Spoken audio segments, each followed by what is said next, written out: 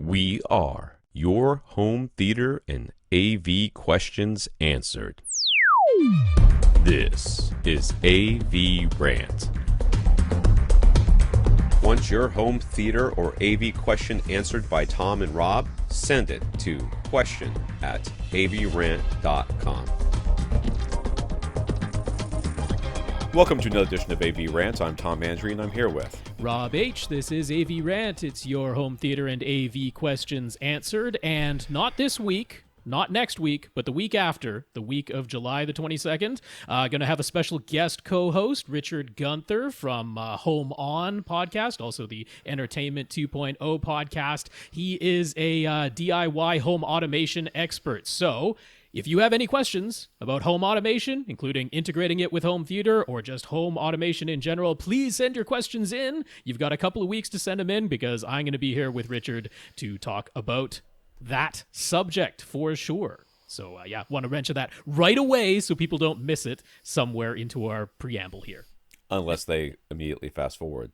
Yep, they might. Well, I'll mention it again in the middle and at the end. Somehow people will catch it, I hope. Hopefully. Yes. So you, Tom, you are away next week? Yeah, I leave on Sunday. Okay. And I don't come back until the two more Saturdays. The second Saturday. Because when you said the last 2 weeks of July, I was like, is that the last 2 full weeks of July? No, or? The last two. Okay, so you'll be back for the 29th/30th of July. Is that? Yes. Yeah, there you go. All right. I guess. So I'll have to scrounge up a guest co-host for next week. That's fine. That'll be doable. We'll try to work out this using Skype and OBS stuff because I don't know how I'm going to be able to publish the podcast while I'm gone. I don't think my wife's letting me take the computer. Okay. I think that's part of the deal. Well, maybe I'll just sign up for my own Libsyn and throw it up there or something. Yeah. And then it'll work. Whatever. And then you can re-host it when you get back. There. Done. That's solved. On the fly on the podcast. Look at us solving problems. Look at us problem solving. It's what we do for us and you. Ha ha ha. That rhymed. I did not sleep well last night, so I get to be cranky. But you got coffee. I do have coffee. I haven't really sipped it yet. On the floor. I need it. When you looked down there for a long while before we started the podcast, I was like, did he spill his coffee? I didn't spill it. I just wanted to make sure it's within reach. Yes. That's all. All right, this is AVRant, the podcast that answers your home theater and AV questions. To get your questions answered, all you have to do is ask. You ask by emailing us at question@avrant.com. Go to www.avrant.com. Leave us a comment there. Facebook.com/avrantpodcast. It's a good way to get in contact with us. YouTube.com/avrant. You can contact us directly. Rob at avrant.com. His Twitter is at FirstReflect. I'm Tom at avrant.com. My Twitter is at avrant_Tom. One of these days, I will use Twitter again. I go there and you post the podcast there. Everybody's so angry. Yes, they are. They're so angry over there. It's just I feel like it's a shouting match, and I didn't even get warmed up. I don't mind shouting. All right, let's thank our listeners of the week. To become a listener of the week, all you have to do is support the podcast in some way. One of the ways you can do that is going to www.avrant.com, click on the Buy Us a Cup of Coffee link, and leave us a PayPal donation. And for that, we want to thank Johan, Nick, and Chad. Thank you very much, gentlemen. Yeah, Johan, Nick, Chad, thank you all very much for those donations. We appreciate it. We also want to thank our 82 patrons over at patreon.com, including James C., who let us know that he was one of our patrons. That's right. It's patreon.com/AVRant podcast. It's an automatic monthly donation that you set up for any amount between $1 minimum and who knows what the maximum is. No one has ever found it. It's infinity. So if you'd like to sign up to think of it as a voluntary subscription to the podcast, that would be much appreciated. James, thanks for being one of our patrons, and thanks very much to our 81 other patrons as well. And House of Cards James, who's also our patron supporter guy, also sent us Amazon gift cards to once again have a trifecta of AVRant support. So we got a gift cards, which was great. And yes. I think I used it immediately on razor blades because I needed them. Very good. I haven't put mine to use yet, but I'm sure I'll find something. I am shopping at Amazon these days. So thanks very much, James. We appreciate all the support that you give to us. It's really nice of you. And you know what? In case anyone fast forward and is like, hey, what's going on? I want to mention once again, July 22nd, or the week of July 22nd. Probably just name the podcast. Send in your questions. Yes, send in your home automation questions. Going to be here with Richard Gunther from the Home On podcast. He's going to be my guest co-host that week. No clickbait this week. I guess not. No Tom clickbait. So yeah, July 24th, we'll be recording. Get in your home automation questions to us, please. All right. So in the news from Jay and Karl, not Jay and Silent Bob, different Jay. Spears and Munsell released their new UHD HDR benchmark test sticks, which would be Ultra HD high dynamic range test benchmark test sticks. That's $40. That's not that bad. $40 is actually pretty reasonable. Yeah, well, they famously had their HD benchmark on Blu-ray. People have been awaiting their Ultra HD and HDR benchmark on Ultra HD Blu-ray, so that's out now. Now, do be warned, if you're a beginner, this is not for you. There are no instructions. This does not hold your hand in any way. It does not give you a wizard or a tutorial or anything. It's just like a bunch of test patterns and test video for you to evaluate the screen, mostly using measurement equipment. So it's, it's for professionals and enthusiasts who already know what these test patterns are for and how to use them. It is not an instructional video at all. So just to be aware of that. But it exists. It does. So there you go. LG 65-inch R9 rollable OLED TV, which Rob insists should be called a ROLED instead of an OLED. It is an OLED. It is an organic light emitting diode display. But when it rolls, don't you think it should be called a ROLED? I think it should. OLED. Yeah, I really think this is it, man. I think we're going to get away from projectors. We're going to have fixed frame, the things you stick to the wall with the pixel density modules, and then we're going to have rollable OLEDs. That's going to be it. I wouldn't mind. I'm down for all of that. I want to have my entire walls covered in panels that have pixels in it, so that when my wife or anybody just says, "Oh, let's whatever." Then of course, some kid's gonna bounce a ball against the wall and break it, but whatever. It needs to be highly protected. You can live like the guy in Black Mirror. Exactly, I do. Except for you have to watch the commercials. It costs you money to not watch the commercials. I love that. That is so true. So YouTube. That is exactly the way YouTube is right now. Anyways, they started showing up for sale in the UK. So 65-inch rollable OLED. Just think of it won't be burn-in. It'll be creases or something. I don't know. List price is £59,999. Yeah, the only price that's been listed has been in the UK, so it's British pounds, 59,999 of them. Yeah, that's a lot of pounds. Now we predicted when they announced this thing. You and I made predictions on the price. I have no recollection of what prices we guessed. No. So if anybody out there remembers what the heck we said or is willing to go back through however many 60 episodes, seems high. 60 does seem high for. I mean, this. That's two. I think 88-inch 8K OLEDs. Because, I mean, the thing is, at the moment, if you look up TV prices, when they're listed in British pounds, it's basically 1-to-1 for US dollars. It seems as though it's so $60,000 US dollars seems like it's the likely price. The 8K 88-inch OLED is $30,000. You could buy two 88 inches for the price of one 65 rollable one. But of course, you're buying it because it's the rollable thing and it's the newest, and that's why you're getting it and paying that price. But $60,000, wow! I want to see it. Is there this video of it working? Yeah, there's video of it rolling. Yeah, What's from the CES. edge like? Is there a bezel? Very thin. Yeah. So I mean, it's basically made up of thin horizontal metal slats on the back, with kind of a scissor mechanic in behind it. Right. And so that lifts it out of its case. That's I get it. The mechanism of how it works. I still think $60,000 is about $30,000 too much. Yeah, that's a lot. I think I guessed 45 or something like that, but I don't recall exactly. Yeah. Anyways, there's a new Sony flagship Ultra HD Blu-ray player, the UBP X1100ES. It's $600. It doesn't do HDR 10+, because why would a flagship do all the things? It technically does Dolby Vision, but you have to turn it on manually, at which point everything, even DVDs, come out as Dolby Vision. Yeah. Nailed it. Which, if you use it to do HDR to SDR conversion, there's no way to retain the DCI P3 color, and its Netflix app doesn't support Atmos. For less of a flagship and more of an overpriced not flagship. More of an X700 thrown into a more expensive case. It doesn't have 7.1 analog audio outputs either. So I'm like, how is this a flagship? And how is Sony still putting out Dolby Vision players that cannot automatically detect when the disc is a Dolby Vision disc? Did they come up with Dolby Vision? I mean, isn't they like? Well, no, Dolby came up with Dolby Dolby, Vision. but I mean, aren't they one of the early adopters of Dolby? They were fairly early, although they had the messed up version that required everyone out there to put out new firmware updates because it had to be player-led Dolby Vision as opposed to display-led Dolby Vision. But no, anyway, I can see no reasonable, justification for buying this thing. Makes no sense. It's disappointing. Right.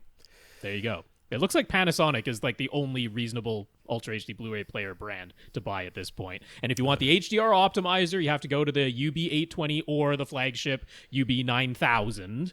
And then now the UB450 has hit the market, although seemingly not in the United States. Interestingly, it's available in Canada. So I guess come across the border and go that way for once. But yeah, the UB450 is the less expensive model. It's like $300, but it doesn't have the HDR optimizer. This is all tariff related, I think. That's why. So it has HDR10 Plus and Dolby Vision support in the UB450 from Panasonic, though. So if you want a player that actually handles those things correctly, there's your option. All right, Jonathan says we got him laughing last week when we tried to figure out how to pronounce the name he had given his home theater, the Seaden. That's what it looks like. Seaden. I would call that Seaden. Anyways, he's a Seattle Seahawks fan, so it's the Sea-Den, like a lion's den, but for Seahawks. The Seaden. That's still Seaden. I mean, it should have had a dash in there if that's how it's pronounced. Well, you don't have to have a dash if you don't. Or intercapped. Oh, right. You could capitalize the den part. You could capitalize the D. In any case, we're still calling it the Seaden. That's what you get, Jonathan. It's a very nice theater. It's a very nice theater. I'm still iffy on the name. In any case, he's fully on board for adding French doors to close off the room, and while he appreciates us suggesting a larger main TV, he actually started off with a 75-inch, but found it too overwhelming and purposely downgraded to a 65-inch. Have you ever thought about a rollable OLED? That's right. It is the same size. This is perfect for your Seaden, which he finds more comfortable. The 65-inch is more comfortable than the 75. Lastly, he'd just like to make absolutely sure that a PC 2000, SVS PC-2000 will play nicely with existing rhythmic LV12F. We weren't suggesting that he needs to buy two entirely new subwoofers, correct? That is correct. That is correct. Yeah, I mean, technically speaking, the PC-2000 has more output headroom than you need for your room size. Right. We were suggesting it for the form factor so that you don't have something sharp to bang into when you come through your door. The cylinder will fit nicely in your... fit nicely in your corner there. So, the PC-2000, if you were in a larger room where the PC-2000 were like at its absolute max output, then the LV12F from Rhythmic wouldn't quite be able to keep up. The LV12F is very, very comparable to a PB-1000 in terms of maximum output and extension. But in your room size, it's absolutely no concern. Yeah. And we like the form factor of the cylinder. So it's like 1 or 2 hertz at the very, very bottom of the PC-2000 is playing that the LV-12F isn't playing. But maybe. Or the LV12 is just it's just playing them quieter. Right. No, they'll play perfectly well together. John says, back on episode 638. What episode are we on now? 651 we're up to now. Yeah. Okay, right. Yeah, we told John that his 9.5 foot seating distance, he should get a projector instead of a 65-inch flat panel. That sounds like us. Mm-hmm. He worked out that a 92-inch screen would fit nicely, and he got his wife on board when the project came with promises to do some fixes they'd be muddied on and freshly paint the room. He took his time, and now he's happy to share the results with many hours of viewing ahead. So it's a very nice room. He's got some posters. So this is the before images if you're watching on YouTube here. This is when he had his small flat panel. He's like, I'd like to get a bigger flat panel. And back of the room was there, and it was painted this kind of, what is that, kind of a beigey color on the walls. But now we're switching over to now, and 92-inch screen. It looks like gray colored walls now. That would have been my recommendation. Doing the gray. Everybody's doing great. But the room's all spiffied up, and he's put a cable raceway on the back there to cover the cables that have gone up the back wall to feed into his projector, which he has ceiling mounted up at the back of the room there. Yep. And when the lights go out, it is all image. It's just all image up at the front there. Very nice. Yep. Very nice. Kind of feel and like he apparently likes Captain America because he has multiple Captain America shields. Yeah. I kind of wish those couches were a little bit off that back wall, and maybe there was a sound absorber behind your head. But whatever. You could turn those posters into sound absorbers, printed sound absorbers on the back wall. Let's keep just spending his money. My parents, I've been talking about their room to them since they got it. Basically, since they made upgrades to their house. It's all tile, hard pictures everywhere, no absorption anywhere. There's a rug, and that's about it. A rug in the center. And I'm like, they're like, oh, we can't, they've always got their subtitles on. Right. Like, you got the subtitles on because you can't understand the dialogue. They're like, I know. I'm like, I know it's because we're old. I'm like, no, it's because your room sucks. You've got your speakers on the floor. The tweeters are firing into your shins. Okay. The room is a highly reflective room, so you could whatever. So I've been saying this forever, right? So what happens this last week? I go over to my parents' house. My parents are like, "Oh, we found these foam things on Amazon. We're going to think about getting those to help with the room." Like, is this not what I do? Asks Tom. That is literally the words I said. I was like, it's almost like somebody who's an AV expert. It's almost like, well, that's what you told us to get. I'm like, no, I told you to ask me, and I will tell you what to get. So I'm like, get off of Amazon, go over to Geek. Find. They're looking at like anything else. My parents, I think most people are like this. My wife tried to do the same thing. We have a house up in Jacksonville that we're trying to sell. So they were like, making some changes to the carpeting or to the flooring and to the wall color and stuff like that. They're like, which flooring do you want to go with? I'm like, how the hell do I know? You're sending me an image on a computer. Right. I mean, It's not even, I don't even know what the lighting was like on the original images. I don't know what my settings are compared to what your settings are. I mean, I have no idea. I can't look at this and tell anything. Well, my parents are looking at the Gulf for the main stuff. Like, that's not the right color. I'm like, you don't know. You don't know. On your laptop screen, which I'm sure has been calibrated because absolutely their son is Tom. Yes. Being facetious there. I am actually their son. Yes, that part is true. No, I'm just saying assuming that their laptop screen would have been calibrated because it's you. Anyhow, so but it's like. Then I was at a reception the other day, and there was 5 people around a projector trying to get it to hook into a laptop, and I'm like family with all these people. I'm looking over, and I'm like, it's almost like somebody who can do this for you in 2 seconds. But no, you guys just go up there. You all knock it out. You're doing great. Nailing it. All right, let's get to the questions. Let's shall. Adam's living room is roughly 17 by 17 by 8, but it has 2 openings at the back to a hallway and to his kitchen. He's got a 5.1.2 setup using a Pierian Veris Grand bookshelf left to right and center up front with a pair of Veris Forte satellite surrounds, that sounds familiar, and a pair of Intimus 4B mounted up high on his side walls and angled down his top middles. It's all powered by a Denon X4500H, and its display is a 65-inch C8 OLED. Have you ever thought about getting a rollable one? Only 60,000. It's only 60,000. We should mention, in case anyone is, it's $60,000, so they're not seriously considering it. But for example, I'll go ahead and show the image that he sent in, Adam. Now, his screen is up fairly high, and so in case anyone is thinking you could mount that rollable OLED to your ceiling and have it roll down, nope, they won't let you do that on this version. It will not come down and invert the image for you.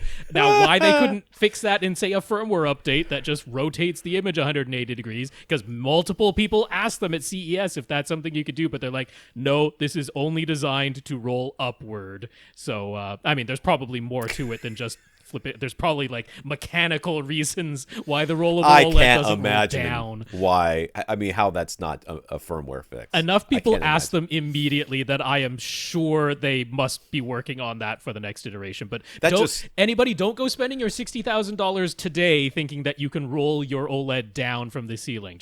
That's a public service announcement.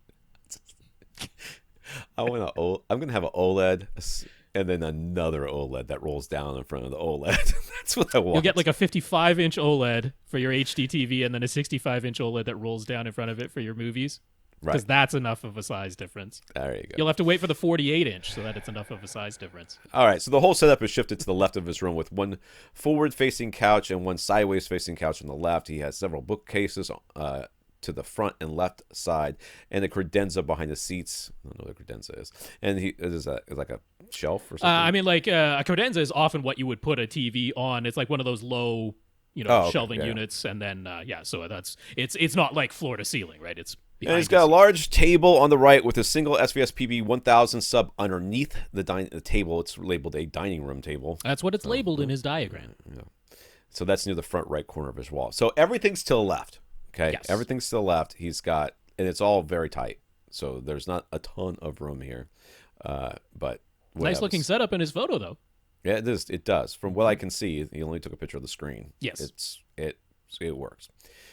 So when he talked to SVS and described his room in full to them, they said that his PB-1000 is underpowered. That is true. If you had closed off this room, it would probably be fine. 17 by 17 by 8, it'd be fine. But it's open to the rest of the place. But he says he never listens at full reference volume, and he thinks the bass sounds very good. It's deep, clear, and plenty loud for his listening levels, and the bombs and gunshots and whatnot definitely go boom. He wouldn't call it a visceral, physical experience, but he assumes he would need to turn up the volume level to get that regardless of which subwoofer model he's using, right? No. A little bit. I mean, you don't have to have it. You don't have to have that full reference volume to get that visceral feeling. I mean, I guess. Yeah, I mean, the really low stuff, then that is more than just turning up the volume on your current sub. But the kick you in the chest between 40 and 60 hertz stuff, that should be. I mean, that would be a matter of turning up the volume to get more kick in your chest. Yeah. So he asked us, you really need to upgrade a subwoofer. What he's worried about is whether he is potentially missing some sounds or effects that he ought to be hearing, but his PB-1000 cannot deliver. He could theoretically fit a sub as large as a PB-3000 under the table on the right, but would it be worth it? Is his PB-1000 in fact underpowered for his room? It is in fact underpowered for your room, but do you need a bigger, larger sub? And I'm not 100% on board with you upgrading the sub. In this scenario, as you've described, that is highly questionable whether upgrading to just a sub that can play louder and yes, maybe a couple of hertz lower. Would you really be getting anything out of that? I mean, okay, so he could be using Audyssey Dynamic EQ right now. Sure. I don't know if you are, but you probably should be. Because it's an X4500H, so you have it. It's got it. Yep. So Audyssey Dynamic EQ should be making it so that even though you are always listening at below reference volume, all of the bass should be audible, not necessarily, fully visceral, physical feeling to it, but audible, including stuff right down to 20 hertz. Now, could some of the very lowest below 25 hertz stuff just, no matter what Dynamic EQ is doing, no matter how loud you turn up the sub, it's just getting gobbled up by the open room size and you're not quite hearing that lowest half octave of bass? I guess that's theoretically possible. Oh, I mean, it's. I guess go to the movie theaters. I mean, that's just really what I'm saying. I go to IMAX. Go watch a movie in IMAX, and then go home and watch it at home. That's what you're missing.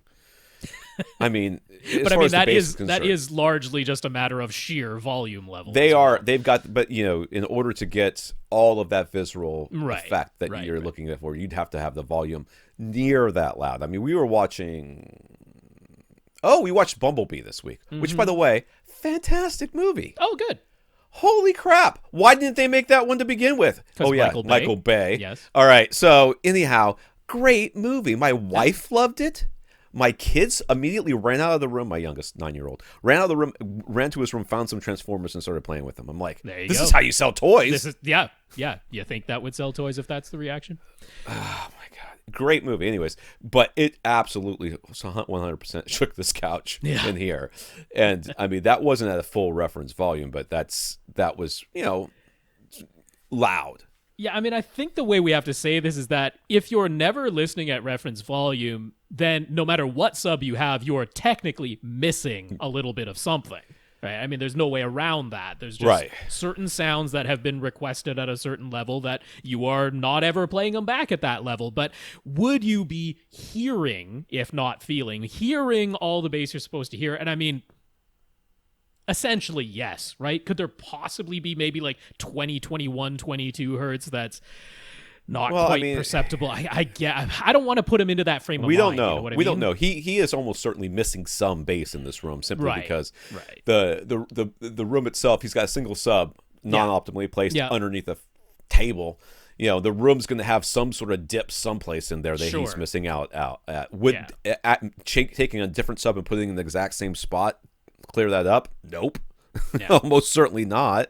So, but it may make it more obvious of what his problem was, and then he could, adjust. But I mean, bottom line, given the room restrictions, I am not eager to tell you to upgrade your sub, Adam. I think the sub that you have is capable of playing all the frequencies. No, not at full reference volume in your open room size. SVS is correct. It is underpowered in that sense.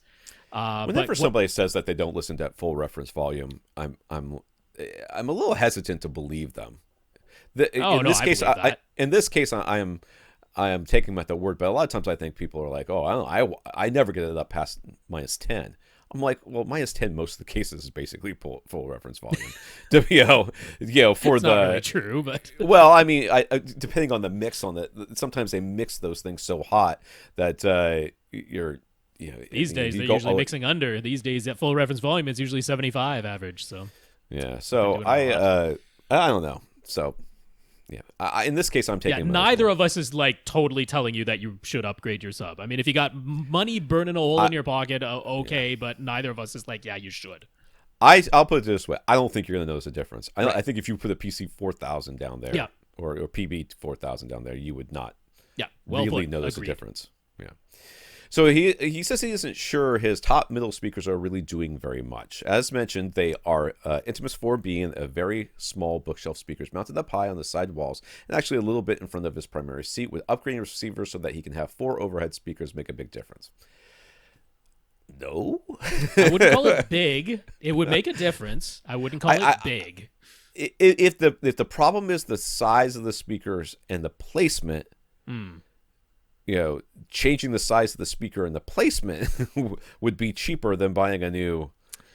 I mean, the thing is, you're going to have to buy new speakers anyways. Yeah, he's getting no forward to back movement from those overhead channels.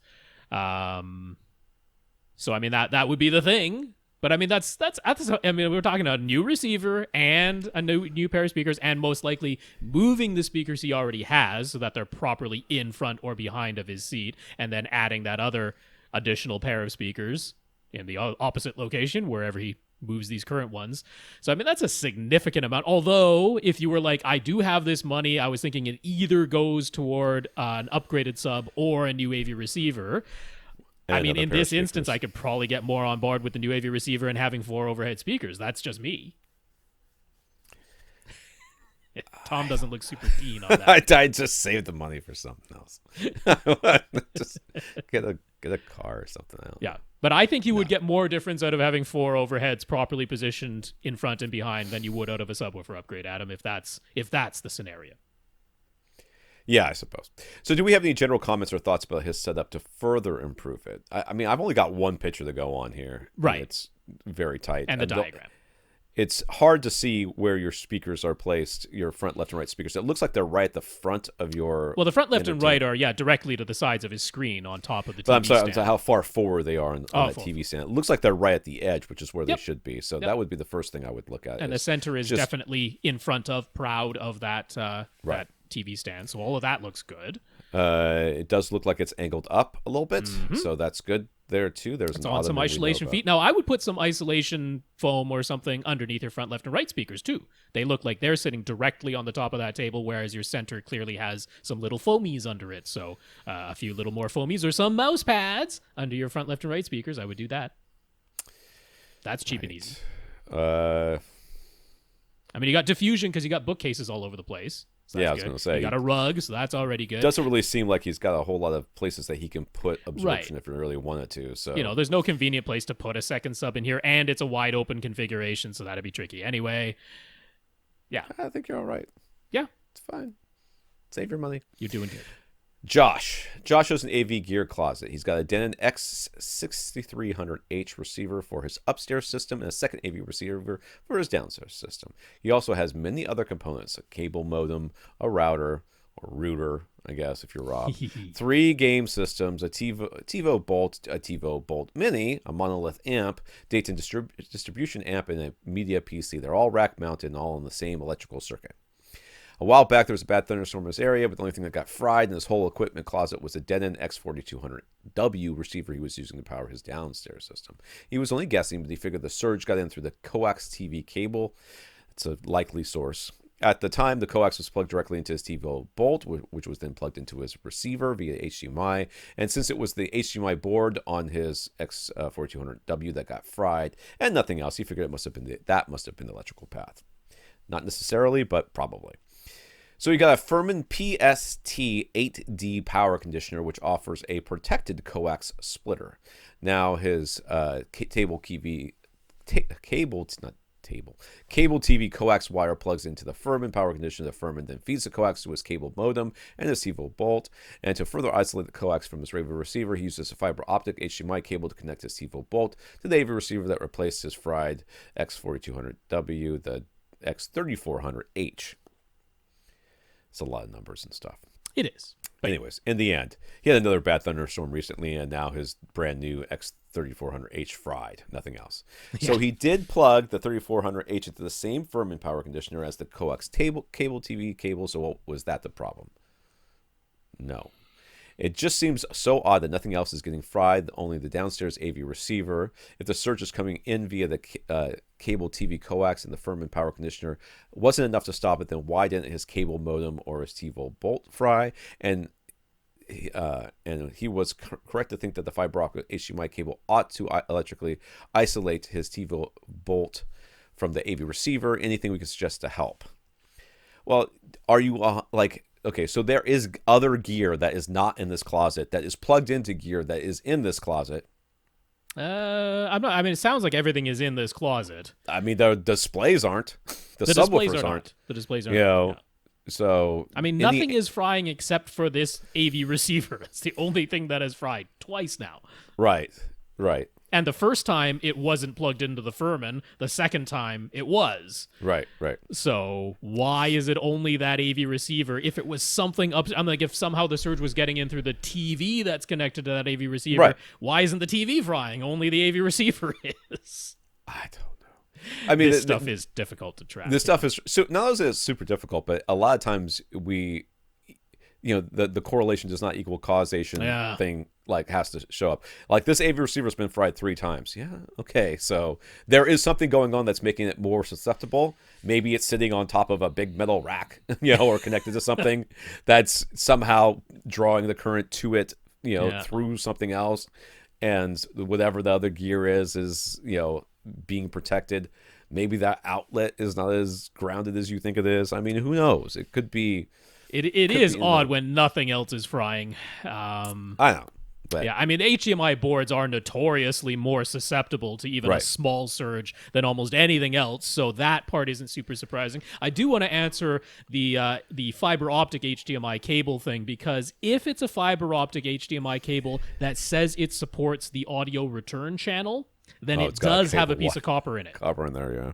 Yeah, because any of them that support the audio return channel, that audio return channel is coming back via a copper wire. It's thin, it's small, you can barely see it in there, but it is a copper wire if it supports audio return channel. So interestingly, you might want to try to find an old HDMI fiber optic cable that doesn't support audio return channel. Then it would be only fiber optic and would be an electrical isolator. There wouldn't be any electrical connection with that. But you're right. I mean, HDMI boards are particularly susceptible, and a power conditioner, a power surge protector, whatever, I mean, they're supposed to sacrifice themselves, but they do have a tolerance.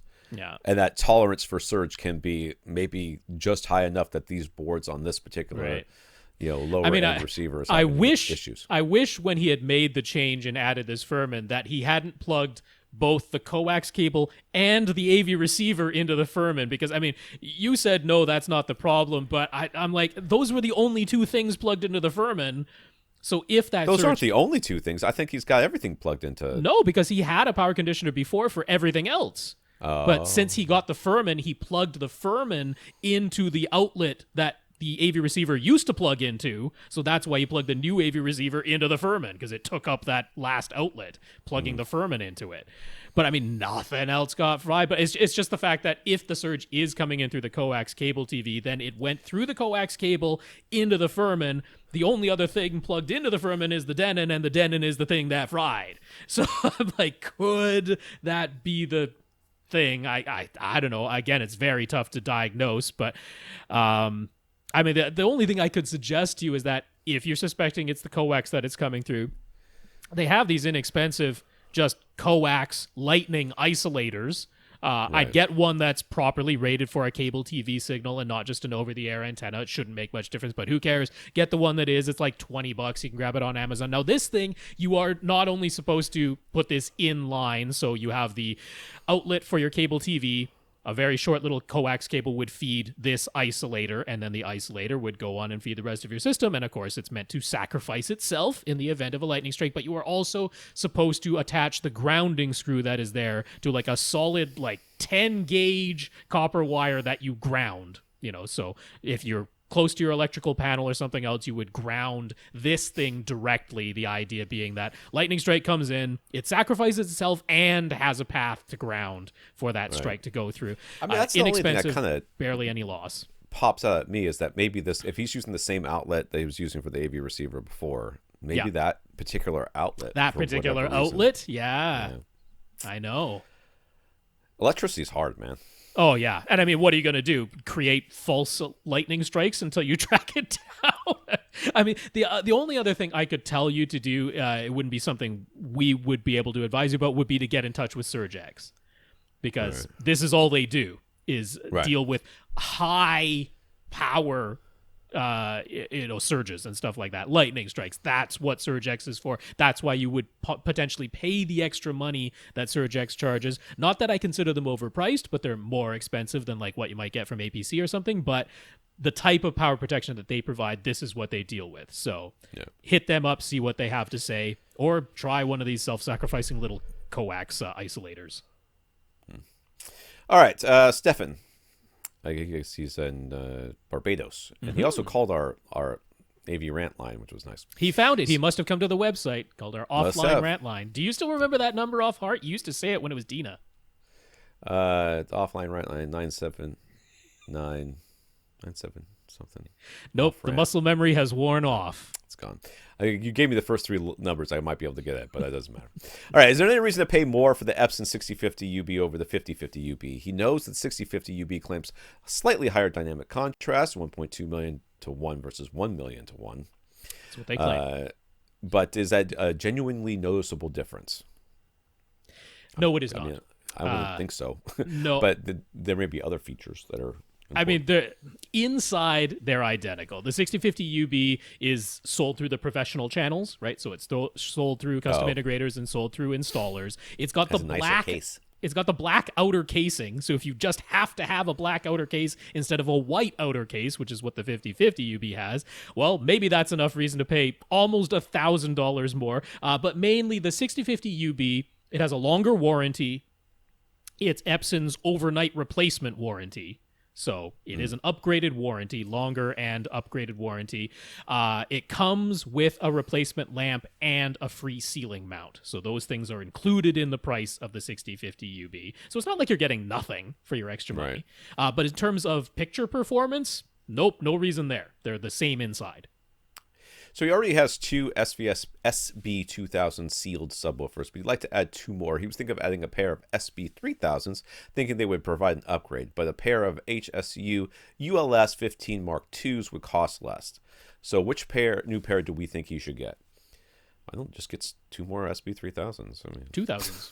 Yeah, I mean, I mean, when he says he said it in his offline rant line, and when he emailed the same question, that he's looking to add two more. Right. So I'm thinking this is the same room, and he's going from 2 subs to 4 subs. 4 subs, That's certainly what it sounds like. Yeah. Okay. So if your subs currently, if your subs currently can handle your room size, because he didn't really tell us his room size. No, we don't know that. So if your subs can currently handle your room size, then they're getting bigger subs will in no way be an upgrade.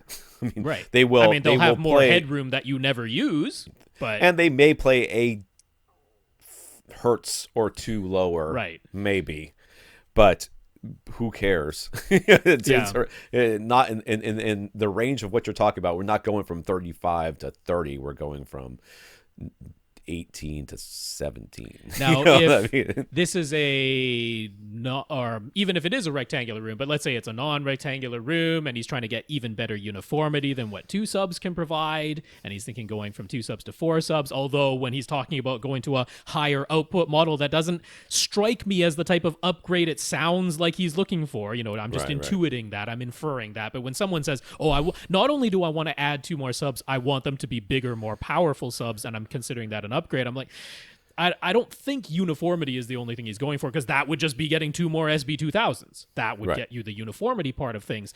Would adding 2 SB-3000s or ULS-15 MK2s genuinely be an upgrade? Well, not really, because it's sort of weakest link in the chain if you're talking about, what are my 4 subs capable of doing? Well, it's whatever the least capable out of those 4 subs, that's the limiting factor. So let's answer both the questions that could be being posed here. The first question is, I want better uniformity, therefore I want 2 more subs. Which subs should I get?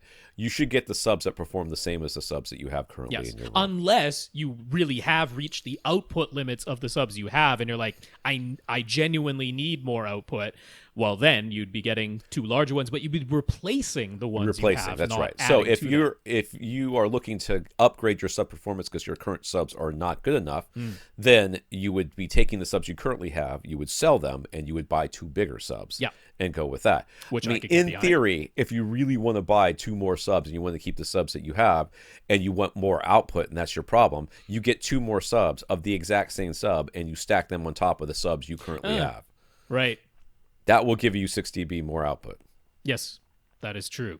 That is another way to do it. So either replace or stack if output is what you want. But I highly suspect he has sufficient output, and he's thinking, I want more oomph, I want more grunt, I want more bass. You know what you do then? You turn up the subwoofer trim level or the volume dial on the sub, because that's what you're really talking about, is just relatively more volume coming out of the subs you already have versus all your other speakers. And if that's what you're after, it's just turning up the volume dial or turning up the trim level. Now, let's put all of that aside and deal with the question of SB-3000 versus Shu's ULS-15 MK2. If you look at the CEA 2010 measurements, they are exceedingly similar, those 2 models. The ULS-15 MK2, it's a larger driver with a slightly smaller wattage amplifier in a bigger box. Now, keep that in mind, because the box size is not insignificant. Right? You've gone for sealed subs. The ULS-15, that is a large sealed sub, so please be aware of the physical size of the thing. But the bigger driver in the bigger box with the smaller amp results in about the exact same output level as the SB-3000, which is the slightly smaller driver in the slightly smaller box with the bigger amp and the longer stroke back and forth of that driver. So they're exceedingly comparable in terms of output, and if output is the only thing you care about and price matters and you're okay with the larger size, then the ULS-15 MK2, great choice. Yeah. Nathan, So when we discussed the Bose sunglasses, we predictably poo-pooed them. But Nathan thinks there's a different perspective to consider because he's under the impression they are bone conduction headphones. Nathan had ear surgery and an eardrum completely replaced. He was able to use bone conduction headphones during the many months it took for him to heal and for his eardrum to work again. And he found it very useful being able to wear earplugs or hearing protection, but still listen to music via bone conduction. So if that is what Bose is doing, Nathan thinks it has its place and shouldn't be disregarded so quickly.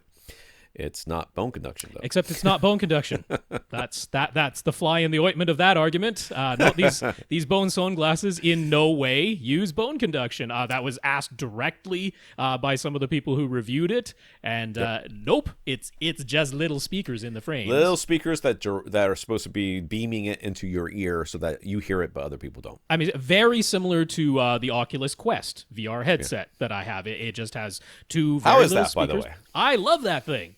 Anybody who, I mean, so if you're like, is it better than the PlayStation 4 thingy? The PlayStation VR, Vive? Definitely, yeah. VR, the resolution is better on the screens themselves. There's still OLED screens in the Oculus Quest, so the black levels are terrific. Watching Netflix or YouTube inside of that Oculus Quest headset, I could totally do that. That is like, yeah? I am down for that. In the PlayStation VR, it's a little too pixely, a little too much screen door going on in there. In this one, okay. I mean, there's some. It's not like looking at a beautiful 4K flat panel in front of you, but no, it's entirely watchable that way. I love that thing. If you're wanting to dip your toe into VR, get one. I highly recommend it. How much are they? They're $500, or no, I think they're $400 in the States. $500 Canadian. Yeah, it's good stuff. But no, these Bose sunglasses, I still poo-poo them, Nathan. I still poo-poo them. They're not bone conduction. Even if they were bone conduction. Why are they sunglasses? Why aren't they just bone conduction headphones? I tried bone conduction. They had like these runners headphones that are bone conduction headphones, which are make a lot of sense. And my kids are like, "Oh, I totally want to get those." I'm like, "Yeah, but they don't sound good." Like, yeah, they sound good. I'm like, no, not like you think they do. They sound, you get the sound, but you get all the other sounds too. That's why they're good for running. Sure. They're just not good for listening. No, I totally agree. Bone conduction headphones have their place. Absolutely. 100%. Yeah. That's not what those Bose sunglasses are. All right, Jainan. Jainan wrote this a while back when he was house hunting. Now they have put a contract on the house, and it has a dedicated media room that is roughly 19 and a half feet long by not quite 12 feet wide. It's basically my room, and 8.5 feet tall. It's a little bit taller than my room. But one of the long walls has 3 windows. The opposite long wall has double doors, which he plans to flip around so that they swing out of the media room instead of into it. There's a large games room next door, so plenty of space to have the doors open the other way. And he doesn't like the way the media room was pre-wired with all the connections on the wall next to the door. That wall also has the only bulkhead, so he'd rather have that be his back wall. That would mean a flat front wall, the windows on the right, and the entrance on the left at the back, and a flat ceiling overhead. And it's this. So, he's some sort of this completely freaked me out the first time I saw this picture. But he used like a panoramic view. It's like a panorama, so it's got the barrel distortion, the fisheye lens kind of looking distortion. All right, but yeah, no, this is a rectangle. It appears to be carpeted. Yes, the it does. picture that he sent, that appears to be carpeted. I totally agree. I wouldn't be putting my screen on the wall that is immediately next to the door and has the only bulkhead in this entire room. Why they and the bulkhead goes that? Floor to ceiling. It's floor to ceiling, and it's far enough in. It's like a third of the way into the room. Yeah, I mean, that wall. I guess the TV would have to be squooched over to the left next to the windows. You built a false wall. And you could build a false, but then a false wall with the doorway. You can never get into. You'd have to lock yourself in. That'd be a really shallow false wall. So no, that's no kind of good solution there. I totally agree with you. Rewiring this place so that you are facing the screen will be on the flat wall, which there's a wonderful flat wall just on the other side that they could have pre-wired. This is what you do. This is what happens when you let people who know nothing about home theater put your wires in for you. All right, so he'll be going for a projection setup, so he'd like to paint the room a dark color. The rest of the house is Sherwin-Williams Worldly Gray. Any suggestion for the color he should pick for the media room? You should leave it gray. That's what I think. Well, I mean, if he wants it darker, that's already. Now, I agree it's going to be gray, but within Sherwin-Williams, you can stick with Sherwin-Williams.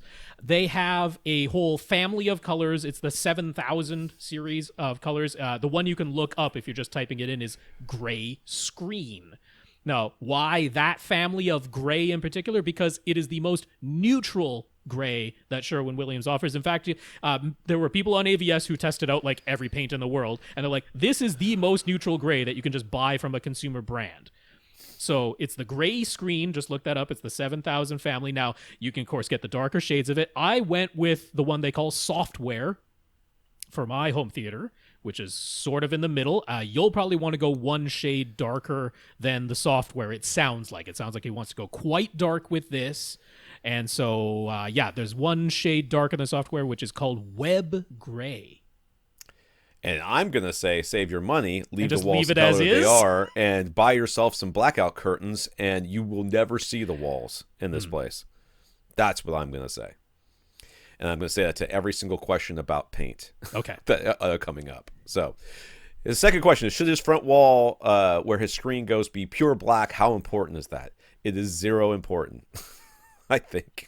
I know that one tick Joe above Kane. zero important, but it's pretty much zero. I mean, if your wall's going to be gray anyway, you're going to have no color tint, and as long as your screen has some kind of black border around it, then I mostly which all agree. screens do. Yes, it would be very hard. Well, you can get those edgeless screens now, so assuming why it's not would anybody buy an edgeless I don't know screen? why That's people stupid. would buy that, but yeah, no, it doesn't need to be completely black. If you're going for a dark gray already, that's fine. You're done. Should the paint be a matte finish? And generally, yes. You don't want it to be reflective. Yeah, it's certainly not glossy. So in Sherwin-Williams line, their most matte is called flat. Right. And I'm not sure I would go for flat. Because flat is the type where if you so much as brush your shirt sleeve against it, you'll see a mark on it. It's like really... Okay, so the upside of a matte finish is that you can touch it up and it will blend in very well. Sure. That's the upside of matte finish. The upside of any sort of gloss, as you get glossier and glossier, is that it is more resistant to... Yeah, it's more durable. You don't see any smudges and little bumps. Right. So if you're in the kitchen and you've got paint behind, you want it to be as glossy as possible to keep the cooking fumes and stuff, the greases that'll be in the air from sticking to it and being visible. But yeah, matte finish is very fragile, but it's very easy to touch up. Sure. Once something happens, if you end up changing something in this room and you got high gloss paint, you might as well repaint the whole wall. Yeah. Because it'll never blend. But what I would recommend in Sherwin-Williams is to go one tick up from flat. If you go for their highest end paint, it actually is called matte. The one tick up from flat is called matte. So that I can highly recommend. If you go one step down in their quality of paint, it goes from flat to, they call it their velvet finish. So I would go one tick up from flat. That's my recommendation. He's read that painting the ceiling a shade or two lighter than the walls can help it to visually disappear. Is that true? Should he do it? No. No, don't do that. Leave it alone. You're talking projection setup. If anything, you'd want the ceiling to go darker than the walls. Right. But don't do that. You're going dark gray everywhere. Just go dark gray everywhere. Or just leave it. just leave what you have because it's already just gray. Leave it and turn the lights off. Cover up the windows and you're good. Save the money. This is completely not worth it. All right, when he saw the depth of the road in 19.5, he immediately thought multiple rows of seats. In fact, he was thinking... We should say... he said, what should he do to block the light from the window? Oh, I skipped the question. I'm sorry. What should he do to block them? Yeah, blackout curtains will work just fine. What I usually do is if you've got... what you want is something that, in my opinion at least, what you want is something that from outside, because people will be able to, can see your windows from outside. You don't want there to be anything weird in the window, aluminum foil or something in the windows that looks crazy. So what you want is a blind, even if it's like a normal Venetian blind or whatever, in that window area, and then a blackout curtain on around it, basically in front of it, that hangs down. Yeah. And those are, I mean, you can get a little bit of light leakage. If you're super worried about it, then you would put like Velcro on the wall so that you could, and then stick it to the side of the curtain so that you could actually Velcro it down around the sides, and then have it hanging all the way to the floor, which would be fine. And then above it, you would have to put something too, but I mean, the other thing you do is have your shades so that people looking from the outside of your house into these windows, they'll see the shades. You have your shades mounted like inside of the window wells on the inside. So that's fine. And then you could put aluminum foil over the opening. If you're always going to have curtains on the inside, right, you could put aluminum foil, which is obviously very cheap, but completely light opaque. So that could go like on the wall surface over the window well, completely just block out tape the it light. down. Yeah, and then you have your curtain over that, so you never see it from the inside, and you have the shades in the windows for anyone looking from the outside. Never open your windows. I mean, you're never going to open these windows? You're never going to open these windows? Maybe. I open my windows, it gets hot in here. Hopefully he has air conditioning. All right. I do, but it still gets hot in here. When you saw the depth of the room, 19.5 feet, immediately thought multiple rows of seats. In fact, he was thinking 2 rows of recliners plus a third row being a couch against the back wall. It's only 19 and a half. It's not 29. It's a little. How small are these couches? Are these like, little ones? He was thinking that 18 to 20 inches would suffice as walkways to the sides and in between the rows of seating. Is that a good estimate? Should he do something else seat-wise? Yeah. You should totally not do that. You have underestimated how much space you need. Definitely. Okay, well, you could do this, but you're going to have a 55-inch screen. And you're going to be sitting about 4 feet away from it for your first row of seats. Or you could have non-reclining, like actual theater seats with the seats that fold up so you can walk into them with the tiny little walkway in between. That doesn't sound like what you want. No, 2 rows of recliners in here would be very reasonable. 19 and a half is long enough for 2 rows. Now, I could even recommend, I mean, this will all line up later when you ask about screen size and stuff, but I could recommend your first row being about 10 and a half feet from the front wall.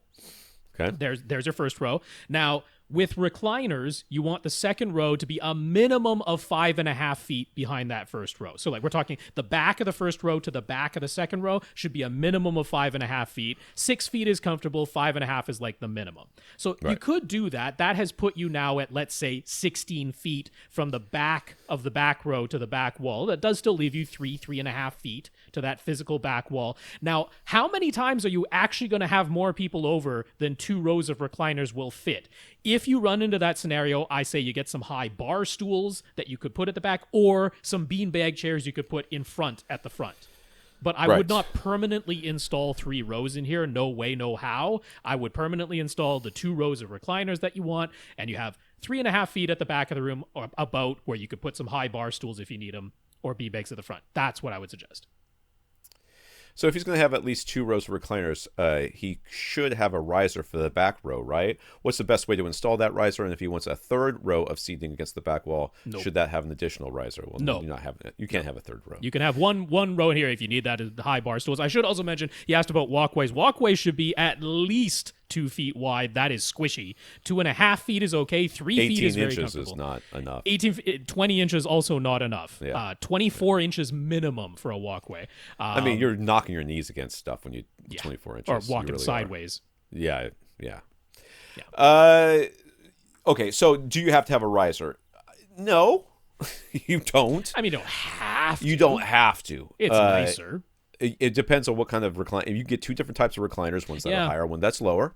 You could put your recliners on risers that are not a riser, but kind of like the furniture like thing feet. that like feet thing that Ted has for his, which looked super unstable. But no one's died in that house, so it seems like it's working. The stuff you would put under a bed risers.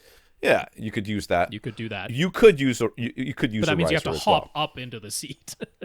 Yeah, people hop up into cars all the time. It's a big deal. But you get low seats for the front, high seats for the back, and you can maybe forego the riser. But you can do a riser. And doing the riser, like we've talked about before, you want to make it inert. Yes, we are in favor of inert risers, not risers that act as vibrating platforms. We don't like that. Platform, yeah. Well, let's add a bunch of noise to our room. Yeah. So this means that the riser has to have a way. First of all, like the bottom of it should be, it should be like a box with holes in the sides, basically. Mm-hmm. The bottom half of it should be like filled with sand or something really super heavy. I mean, I'm in favor of building it like a stable floor which Right. is you would put down a flat layer of plywood as basically like your quote-unquote subfloor for this riser. Yeah. Then joists, 2x8 or 2x10 joists, all of them connected with cross bracing in them so that it's, really rigid and strong. And then I'm in favor of, yes, lining the bottom of that structure with sand, then some insulation, just light, fluffy, the pink stuff insulation above that, and then 1 or 2 layers of plywood on top as your deck. That's what I recommend for a riser.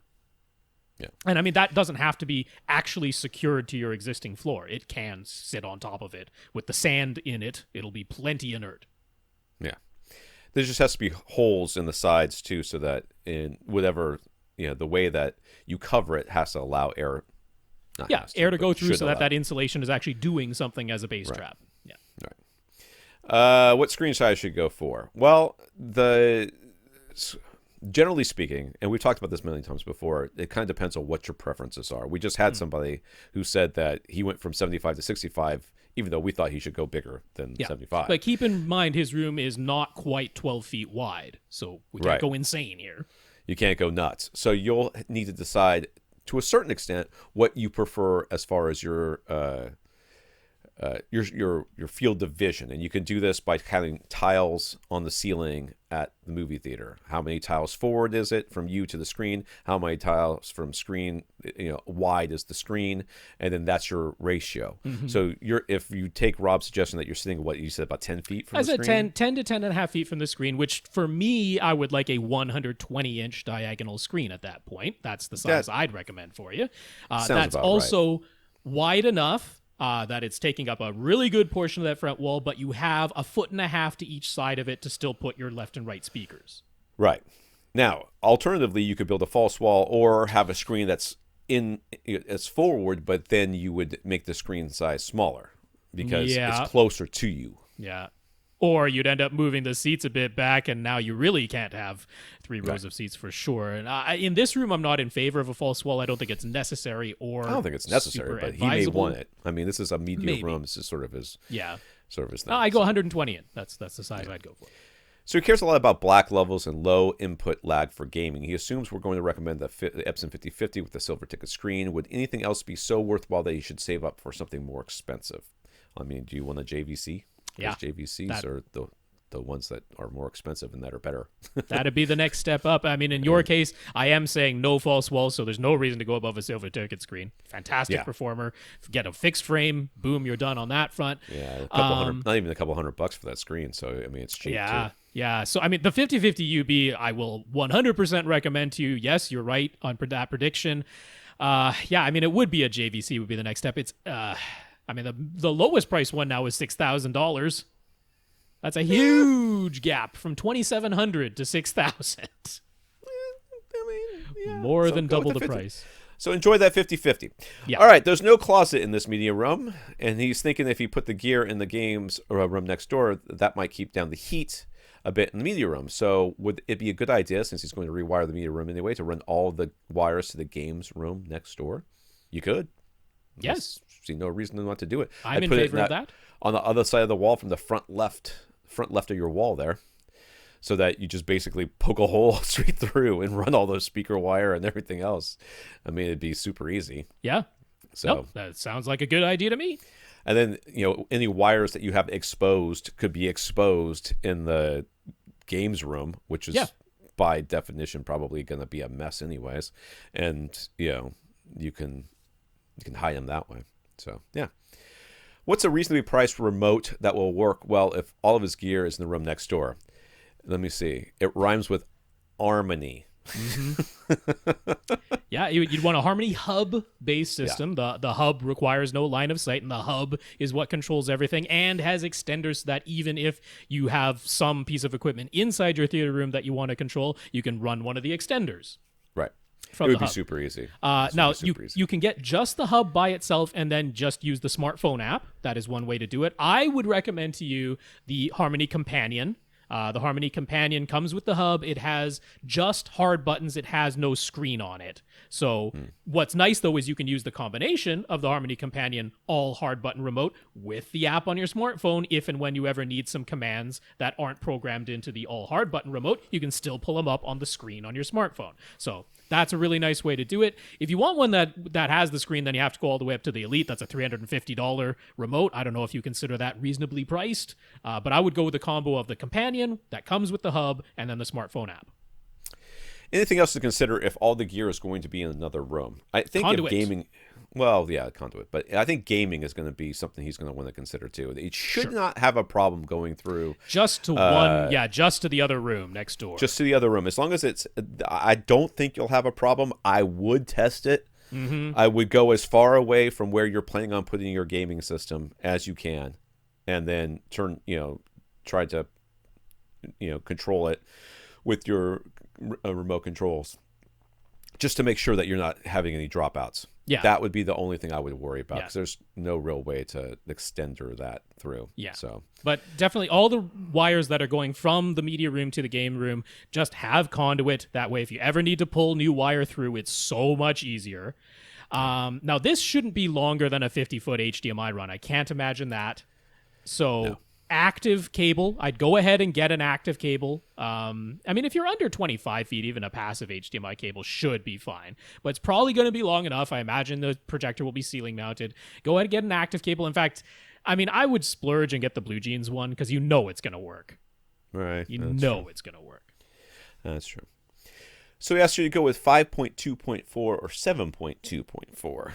7. I mean, there's no reason why you can't go for 7 in here. Yeah, you have the space. I mean, I guess it depends on how much that back row is going to be used, whether or not you want to have 2 extra speakers on the side wall that you run in series. Oh, I see. To give you a, it would be the channel count would still be 7.2.4, but you'd have 2 side speakers, 1 for each row. I would cheat those surround back speakers in, because your front mains are going to be very, very wide. Right. Yeah. I would cheat your overheads, and I would put your overheads on the sides of your couches. Yep. And then I would put the so that they're like on the right above the arms. Yeah. The armrests of your couches. 2.5 feet in from each wall, basically. Yeah. And then I would line up my surround back speakers with those, and not with my front mains. Yeah, because your front mains are going to be a little bit extra wide because we've gone for a big screen in here. But channel count wise, 7.2.4. He has it in mind to use his Golden Ear Triton 3 towers as front, left, right, and his Super Center XL center below his screen, and his Aeon 2 bookshelf speakers on the back wall. Would side speakers be useful? Not just useful. I mean, necessary. If you want surround, because that's the surround part of surround. Yes, is the side speakers. Your surround speakers are not back speakers. It sounds like he's been under the impression, which as many people are, that the surround speakers are back speakers. They are not. The surround speakers are supposed to be on the sides. The surround back speakers, so labeled, are the ones that go at the back. So no, you definitely need some speakers on your side walls. Golden Ear has wonderful models. If you need something that's slim and easily wall mountable, then go for the Super Sats. Yeah, just realize that whatever subwoofers are inside of those towers do not count. Right. Okay? Still set them to small. You still need a subwoofer. So he's assuming we'll say Denon or Marantz receiver from Accessories for Less. Which model? The one that starts with a 4. Yeah. What is the Denon that starts with a 4? I mean, they still 45? Have the X4400H for only $750 right now. Because that'll get you all the speakers, the channels you need. Yeah, and there's not much reason to upgrade to the 4500H. Because the 4400H got the update to have enhanced audio return channel, which was like the one extra feature. I think the 4500H is IMAX enhanced and the 4400H isn't, which is actually in favor of the 4400H in my opinion, because IMAX enhanced is a nightmare. It's a bit of a cluster. I'd spend $750 on a 4400H.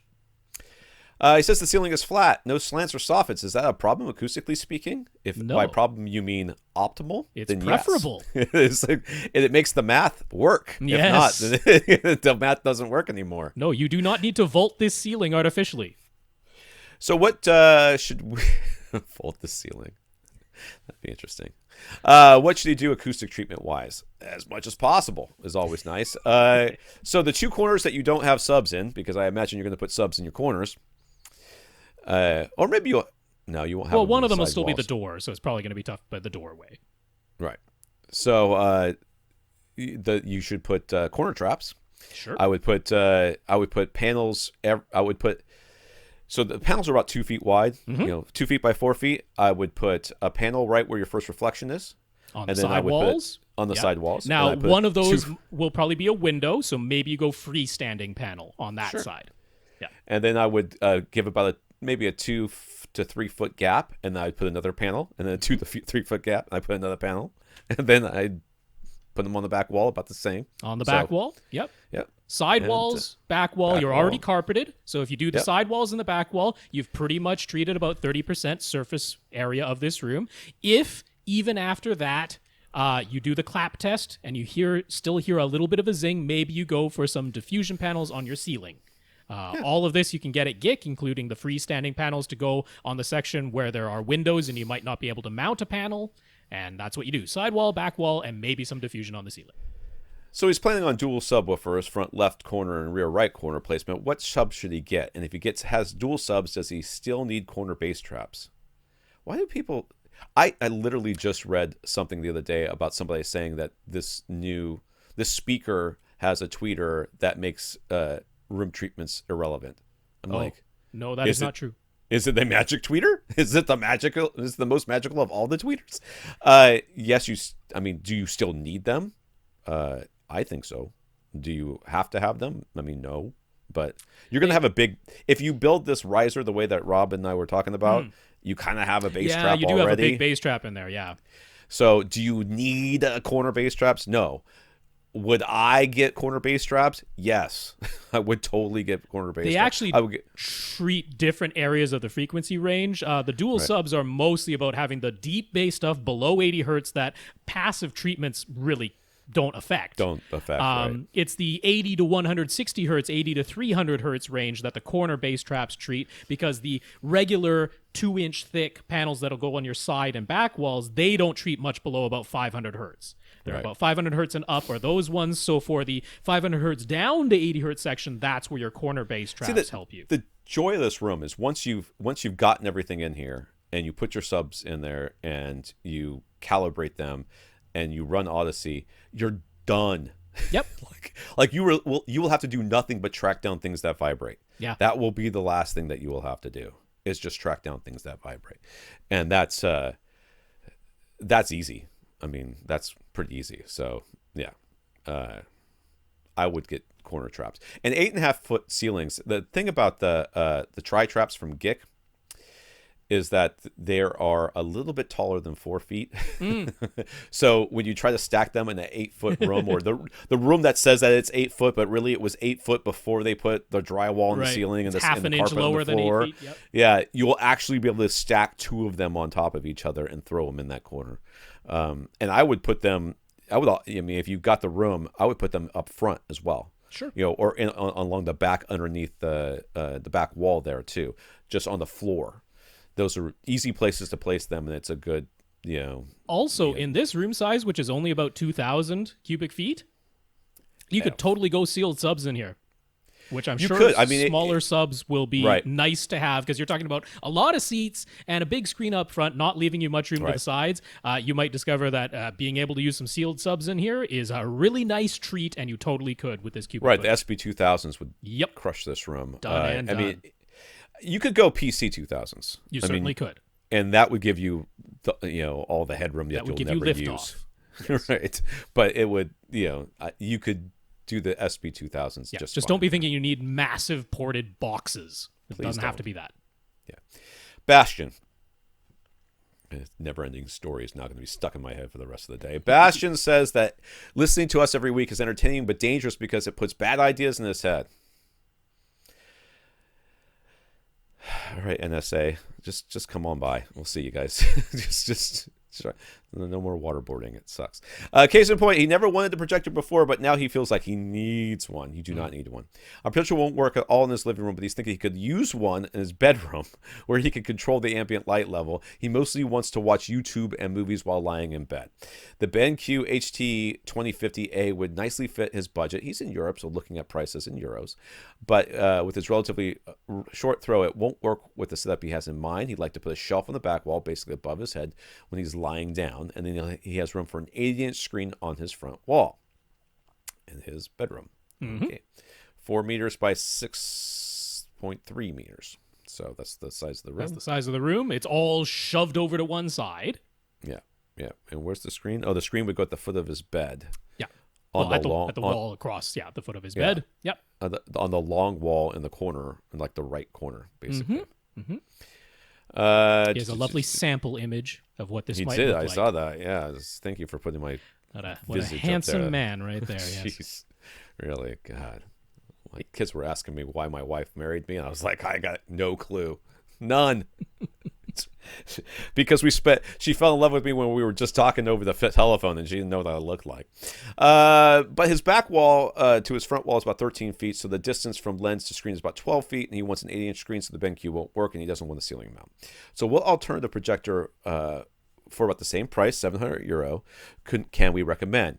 Should he consider a used projector or an older model? And what if it's a used projector model like the 5020 UB, but with about 1,500 hours on the bulb? Well, whenever you talk about bulbs and stuff like that, you need to. I would price the bulb before I priced the projector. Yeah. What's the replacement cost on the bulb, and just assume that just go ahead and buy one. Wrap that into the price of the projector. Which, when you're talking €700 to start, that's going to be tough. That's going to be tough. So there's that to consider. Now, if you do have the opportunity, so I mean, first up, if you were buying brand new, we're going to point you to Epson here, because that's pretty much the only option here. Now, here in North America, this would be called the 3700, I believe. Okay. So over there in Europe, it's the TW6700. You can get that right around €800. Okay. Looked up the throw distances, and it'll work just fine. It's got a longer zoom range, and it has horizontal and vertical lens shift, so this should work nicely for your shelf mount, and it'll be able to throw the image you want from that distance, and, image quality-wise, really nice and comparable to the BenQ. So I'm just worried that this guy's not considering all the other things that he'll need to make this thing work. I mean, there's really no room for. He's got this room up here for this projection, but there's no room for speakers that I can see. Yeah, speakers. I'm not sure what's going on speaker wise. Yeah, and I don't know what he's doing with that. Maybe headphone. I mean, and where's your source going to be in relation to all? Well, this, he wants the source to also be on the shelf. Yeah, he's going to have a TV box next to the projector. So, But I'm not sure audio-wise. Yeah, I don't know what the situation he's thinking audio-wise. I mean, I would say, That's the answer to your question, though. There's the answer to the question, but my question back to you is, I know we talk about projectors all the time, but if I was putting a something in my bedroom, it would not be a projector. It would be a flat panel. It's just that if you wanted this type of size, I mean, I would assume if 80 inches okay, then 75 inches on a wall mount that brings it a little closer would work. But €700, you can't get a 75-inch TV for that. I mean, not one that we would recommend in any way. So Insignia has one out there, or something like that. So I mean, so this type of size for that kind of price, a projector is the way to do it. He has full light control in this bedroom, so I'm not against it. Like I say, buying new, the TW6700, I can easily recommend to you if you can somehow find a higher end Epson, even if it's an older model. We're maybe talking the 3020 or the 3030. Or if you can get one of the ones that's a UB, an ultra black model, I agree with Tom. Factor in the price of a lamp. If it's already got 1,500 hours on it, that means in about 1,000 hours you're replacing that lamp. So that probably not. But if you could find some kind of UB model for €800, then I'd hop all over that. Why not? But if it's got a highly used lamp, I probably wouldn't. But I think you probably could find something like a 3020 for about that price, because that's a considerably older model now. If someone's selling one of those with, or you're getting it with a new lamp, then that I could get behind. Nick is a fellow with a BK Electronics subwoofer that just needed an amp repair, and with the money he saved not having to buy a whole new sub, he got a 65-inch C8 OLED.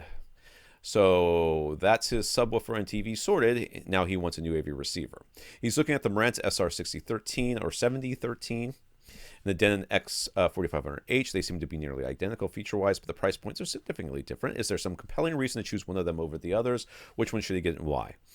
Marantz is going to have analog inputs. 7.1 analog inputs, which is like the only difference between the 7013 and the X4500H in those systems. And of course, the looks. Just the external looks and the 7.1 analog inputs is why the SR7013 costs more, if you want to think of it that way. But otherwise, they're identical. That's not why it costs. Yeah, that's not why it costs more. It costs more because it's markets. And, it's Marantz. Yeah.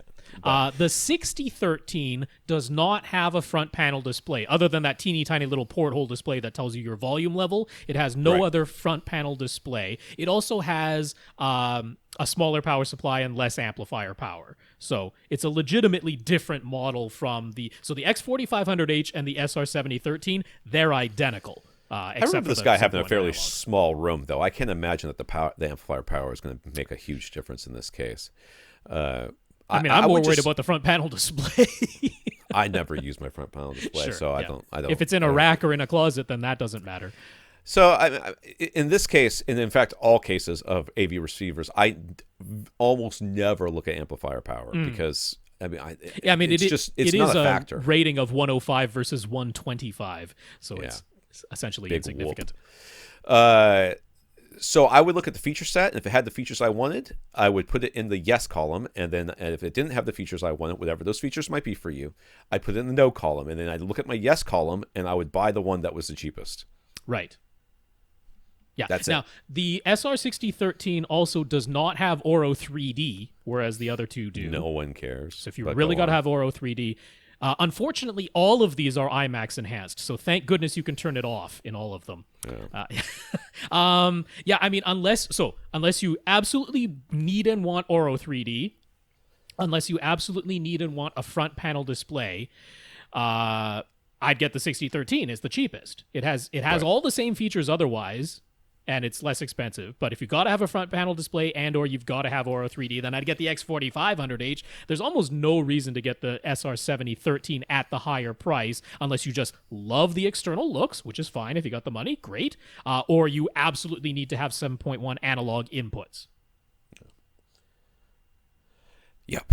All right, Dave. Dave wants to upgrade the graphics card in his gaming computer, but he'd also like to use it for Plex. So are there any considerations to keep in mind as far as his graphics card selection? He'll be connecting this computer to a 2017 LG OLED. I guess HDCP 2.2 Well, not really is the only for Plex. Plex doesn't really deal with HDCP at all. I guess that's the only thing that would make me worry about which card to get, I guess. I mean, it's more a question of, are you going to be using your computer to stream any services other than Plex? Because if you're going to be using it to stream Netflix, or you're going to be using it to stream Amazon or Hulu or Vudu, if you're going to be using any of those streaming services, then you do need to worry about the HDCP, and you need to worry about Microsoft's DRM thing that they worry about.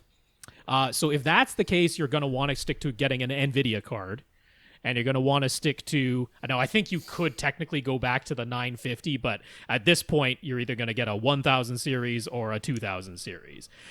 By all accounts, the 2000 series don't seem like they're doing much in modern games these days, because that was all about ray tracing, and hardly any games are using ray tracing yet. So I'm almost like, get a higher-end 1000 series, like a 1070 or a 1080. Because you can get those for the same price as like a 2060 or a 2070 respectively, and there's almost no reason to get one of the 2000 series. So yeah, that's kind of where I land. Stick with an NVIDIA, and then you're good to go, other than playing back actual Ultra HD Blu-rays, physical discs, which you didn't ask about at all. But if you want to do that, you can only do that with the built-in Intel graphics. You can't do it with any external graphics card. It's insane. All right, Blake. Blake's been listening to our recent discussions about sending both subwoofers a mono signal. He read through Rob's 12-step guide to setting up dual subwoofers, and he understands the process and reasoning behind it. But in his case, one of the subwoofers is connected with an RCA cable, but the other subwoofer at the back of the room is using a wireless connection. When he ran Audyssey Multi-Q XT32 with it set for dual independent subwoofers, it accounted for the latency in the wireless signal and said the sub at the back of the room is much farther away than it actually is. So in his scenario, would we still suggest sending only a mono signal? Would any changes be necessary when trying to follow Rob's 12-step guide? So the latency thing is because it's being converted from an analog signal to a wireless signal sent wirelessly across the room, reconverted back to analog, and then pumped into the the subwoofer. There's a loss of time. It takes time. Adds 10 to 14 milliseconds, which translates into about 10 to 14 feet in the distance setting that would be added. Yeah. So he makes a good point, and the point is these subs are clearly are getting signals at different times. Right. There is no you other way. send them the same signal to begin with, but one of them is getting that signal 10 to 14 milliseconds later than the other one. I guess so. My thought is twofold, and the first one I don't even know if this would work. This is just what came off the top of the dome piece here, and that was only plug in the one sub that's physically plugged in. Have Audyssey set your distances and everything. See what the distance it sets it as. Change the phase on your sub, and see if it changes that distance, and try to get that distance into about that. Whatever the latency is, whatever the latency is for the other thing, So you'd have to do it once with your wireless one to see what it says. Let's just say it sets it at 14 feet, like Rob just said. Sure. Well, then you're gonna keep running Audyssey, changing the phase knob slightly each time on your sub until you get your physical sub to be also around 14 feet. Yeah, it's just phase is not the exact same thing as the distance setting. So it might never work. It might not work. You see that? This is why I'm saying this is off the dome piece, and I'm not really sure if this would even work. The other thing is just to let the two subs be set independently in this case. I mean, the thing is, the procedure that I laid out in that 12-step guide should still work. The adjusting, so you'd end up adjusting the phase knob on the sub that is connected with the wire. And you would probably have to adjust it more than if both subs were connected with wires. But ultimately, the end result should still work. You're still sending the identical signal to both subs. One of them is receiving it later than the other because of the wireless latency. But ultimately, we're just trying to get the waveforms of the two subs to work together in a way that creates the most uniform base possible. But if you have your subs placed optimally where you shouldn't have to do this, then... now we're getting into a trickier situation. Right. Yeah. So just say that he's got them placed optimally, and one sub is just the latency because of the wireless transmission is such that it doesn't work. It doesn't work the way it's supposed to. So your option then at that point is to treat the subs like they are not placed optimally, or to do the thing I just said, which is see if you can futz with the phase knob before you run Audyssey. And so that they're kind of about equal as far as latency is concerned, and it doesn't have to be perfect. I think if you were within a couple of feet, you'd be fine. Right. Or you just run them and let Audyssey. If you have a rectangular room and you've optimally placed the two subs for a rectangular room, so the midpoints of opposing walls are diagonally opposite corners. I agree. Maybe you do just let Audyssey Multi-Q XT32 with sub EQHT run the way it runs with dual independent subwoofers, and it accounts for the latency, because in that scenario you should end up with the two of them set to the same distance anyway if they were both wired.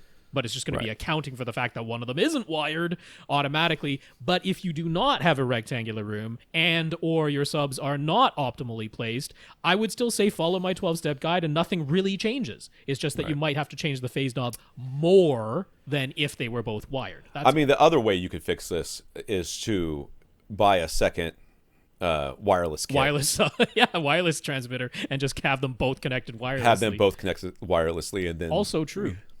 That would work as well, because the distance between the receiver and the transmitter, that's not the problem. That doesn't matter. That has nothing to do with it. It's the conversion process that takes up all the time. There you go. Simplest of all. Make them both the same type of connection.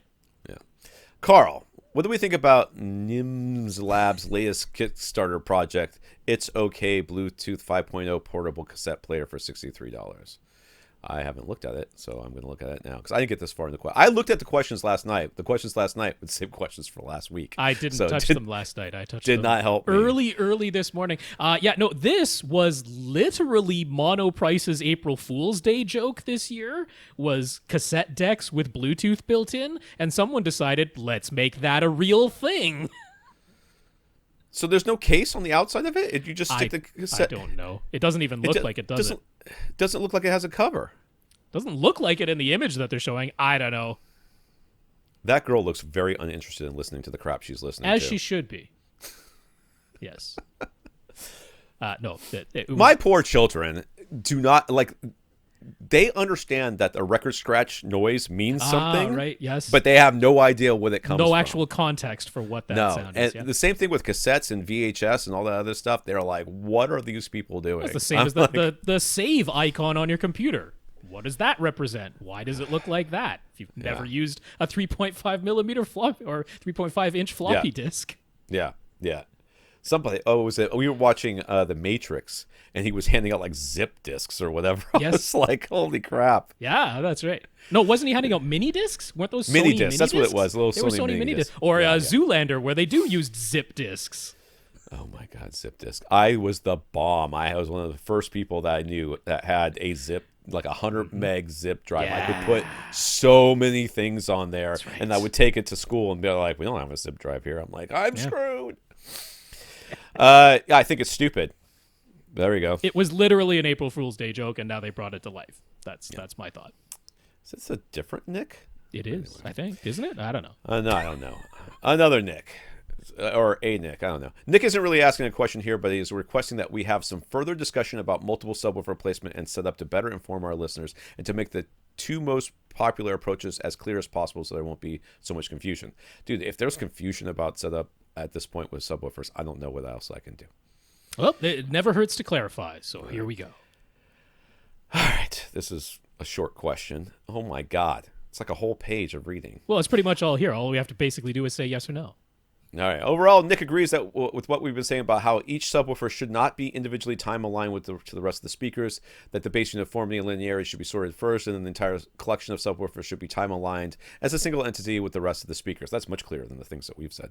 But the confusion Nick has been inferring seems to be coming from the differences between what he would dub the Harman approach and the Earl Geddes approach. Geddes approach? Yes.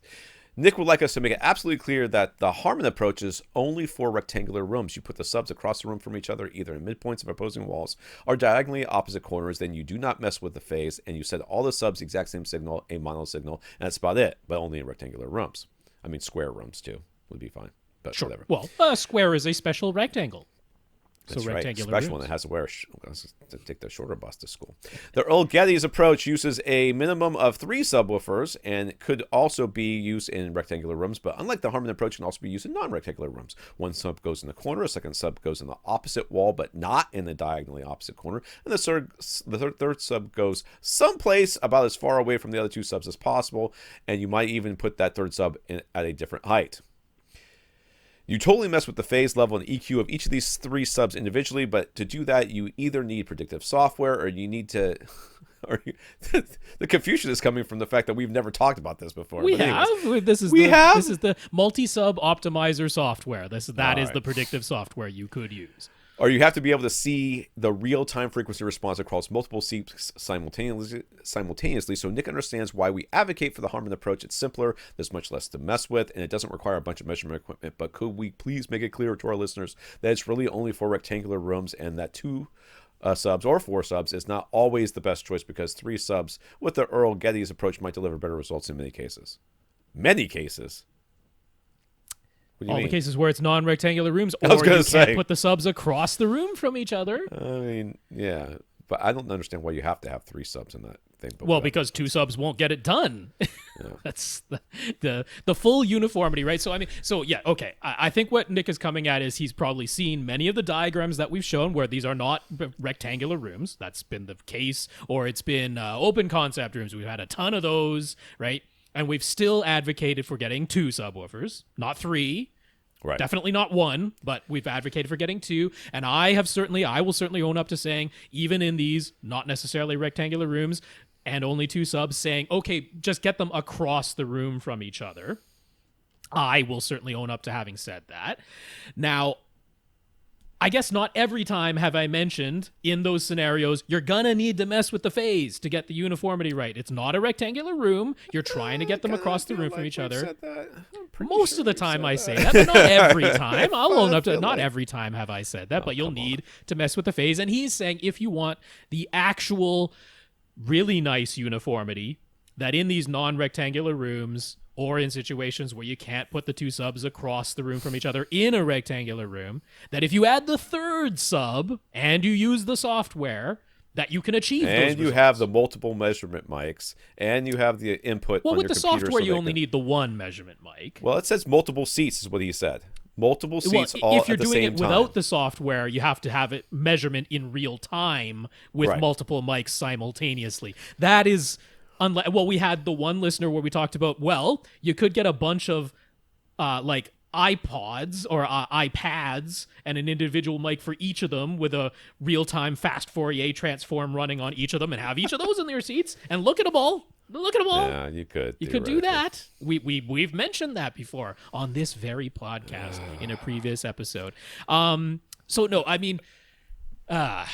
The 3 subwoofer approach means you need at least 3 subs. The whole thing is pedantic, and no offense, Nick, and please don't take this that way, but the whole thing is pedantic in this podcast.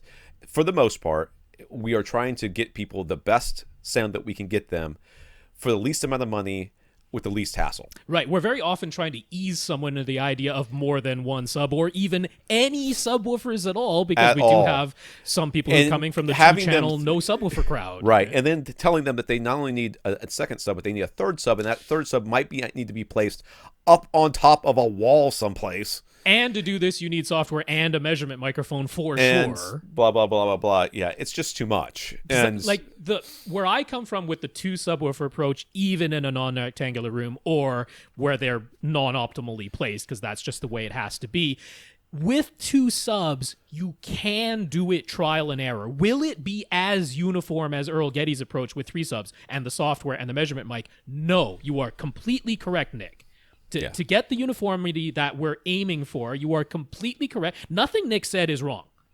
Everything Nick said is right. Right. But to me, there is still a middle ground. There's a ground between 1 sub, which will never be uniform across multiple seats, and between that and rectangular room with 2 optimally placed subs or 3 subs and the Earl Getty's approach, right? There's somewhere in between that. And that's where I'm landing on the 2 subs plus trial and error. Because you can do that with, 2 subs, in people's minds, it might be easier to get to 2 subs. Certainly easier than to get to 3 subs. I mean, when you're looking at a minimum $500 purchase for a sub. That's right. Yeah, we've gone from 500 to 1,000 instead of 500 to 1,500. Yeah, 1,500. Yeah. And then plus a measurement mic. And so that's another $100. The learning curve and everything else that goes along with this. So that's where we're coming from, Nick. This, even in non-rectangular, even in non-optimally placed rooms, still going for 2 subs plus trial and error. But you're absolutely right. It's not as good as Earl Getty's approach, but it's less expensive and requires only trial and error. So that's why I'm willing to still recommend that. Yeah. Hopefully that makes it clear.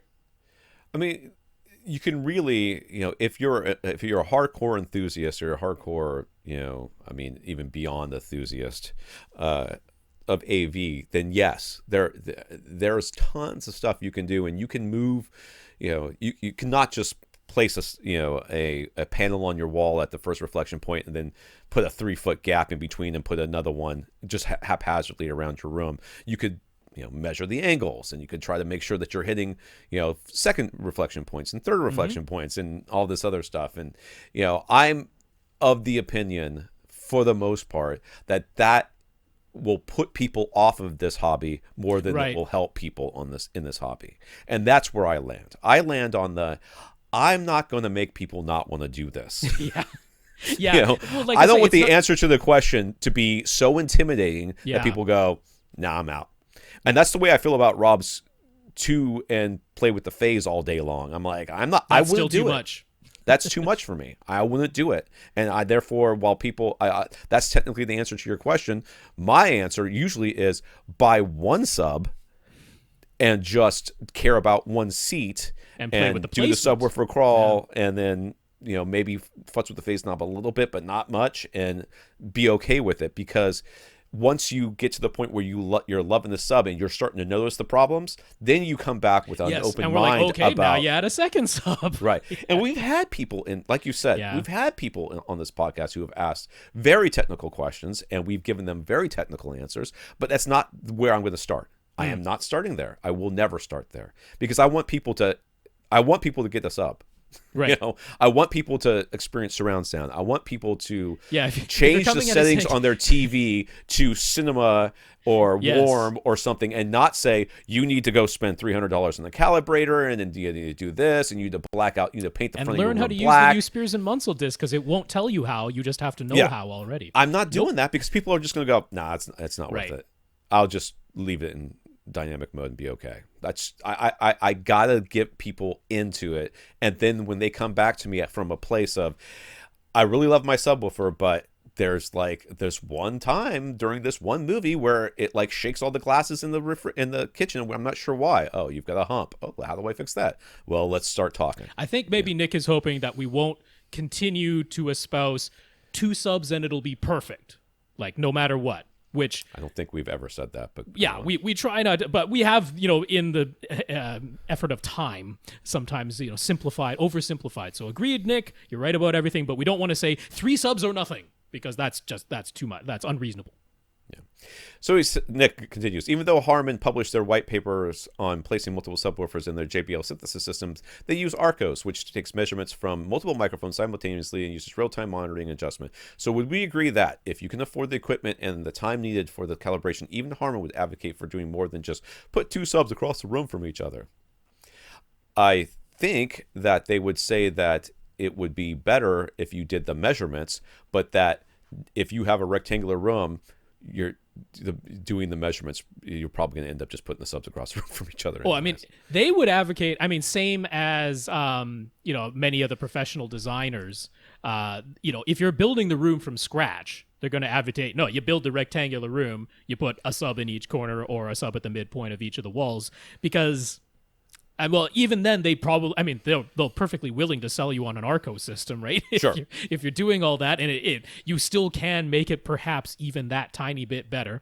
No, I mean, I agree. If you're coming into a pre-existing room, it's not a rectangle, or you can put in 3 subs, but not 4 at the midpoints or 4 in the 4 corners or whatever. I mean, yeah, the Arcos approach is essentially the Earl Geddes approach, with you're measuring in all the positions simultaneously and taking, I mean, it's doing the trial and error work for you, right? It's automated that process. Right. That's why you need this expensive equipment and the professional person to run that software for you. But yeah, no, I mean, it works.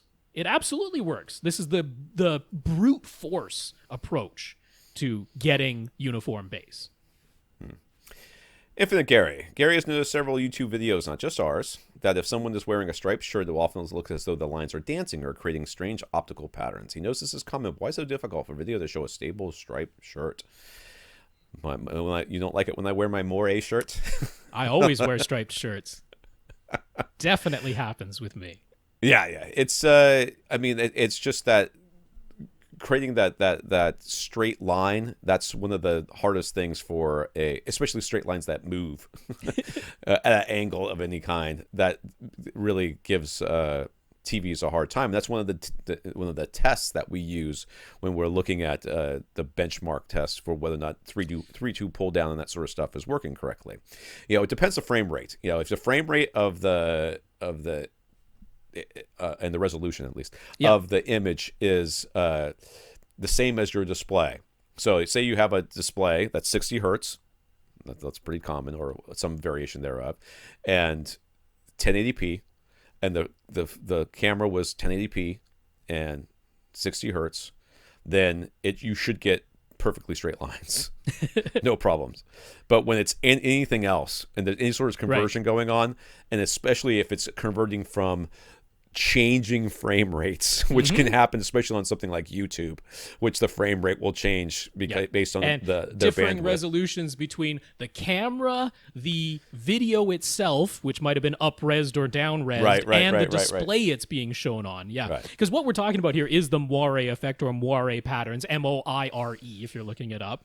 Moire patterns, which, I mean, you can create them physically, right? You can make something that's a bunch of slats, and then something that is also a bunch of slats, but just slightly differently placed, spaced between them. Yeah. And then move those in front of each other. And you'll create all these weird wavy looking patterns. And all it is if you're thinking about lines or a grid, when two of them don't perfectly line up with each other, you get these little optical illusions, these dancing looking lines. That is the moire effect. So it happens whether we're talking about a digital grid, like the sensor in a camera or the grid on your flat panel display, or real physical grids moving in front of each other. That same effect happens. So that's where it's coming from, is differences between what the grid is capturing and then what the grid is showing you back. And on YouTube, it can certainly be changing because sometimes the resolution is changing because of your internet bandwidth. We're like, our cameras here are 1080p, but my video I always put out is 720p, which is then played back at whatever resolution YouTube is feeding you. So very easy. Yeah, I record in grids. 30 frames a second too on my end, because 60 frames is just, with this laptop and streaming and recording the audio and recording the video, it's not happening at 60 frames a second. When you got different grids trying to line up at different times, you end up with the moire pattern. Yeah, my moire shirt. Gary has seen a number of mentions of certain classic films being scanned at 8K, but then released in 4K or 1080p on Blu-ray. Now that 8K TVs are available to buy, does the technology exist for people to see those original 8K scans? Could they maybe be obtained on a hard drive since there's no 8K disc format? You would not want to watch an original scan. That would be a terrible thing to watch. Right. So the idea here is that what they did is, they went back to the original films themselves. Negative if they can get it. If they can get it. And then they scan it in at 8K so that they Which have is the highest resolution. Taking a still photograph of each film frame. That's really what they're doing. Yeah. And then, so that therefore they can then put it out in 1080p or whatever. And they have an archived version because, cellular doesn't last forever. A lot of these older movies, really old movies in particular, are all gone. They're just lost to history. They got burnt up in fires or melted or thrown away or whatever. So, but if you see original film negatives or original, like what was actually shot even on a digital camera, and that, to us it looks ridiculously overexposed.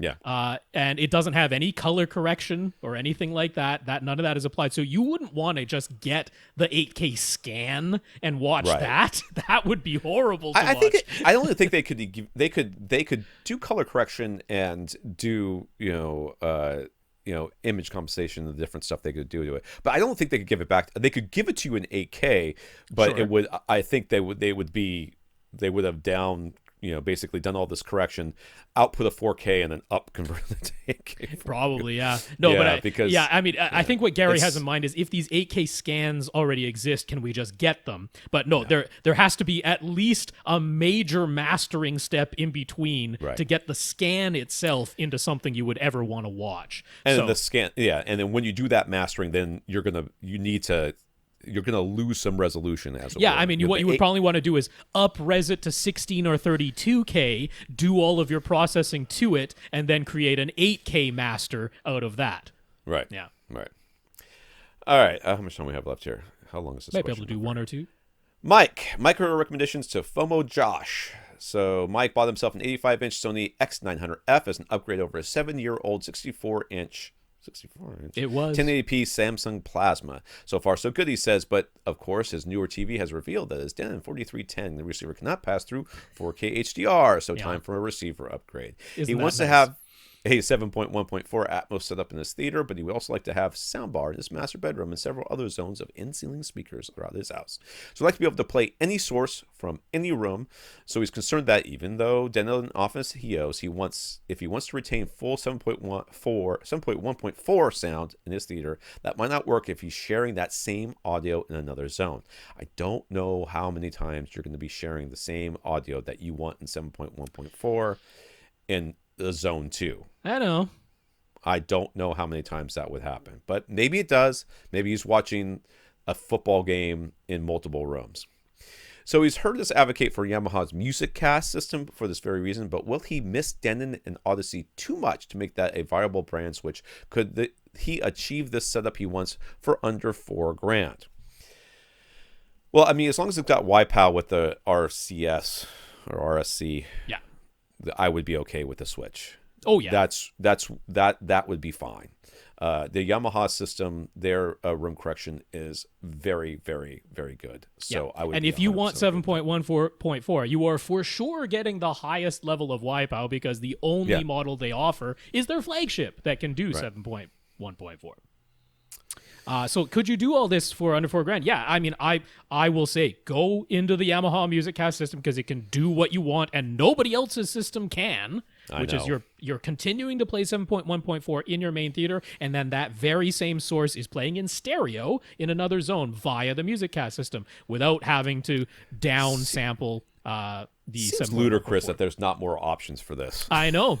But it's really stupid. The only game in town, but at least it's good and it exists. Now you can get the current flagship, which is the RX A3080, over at Accessories for Less for $1,300.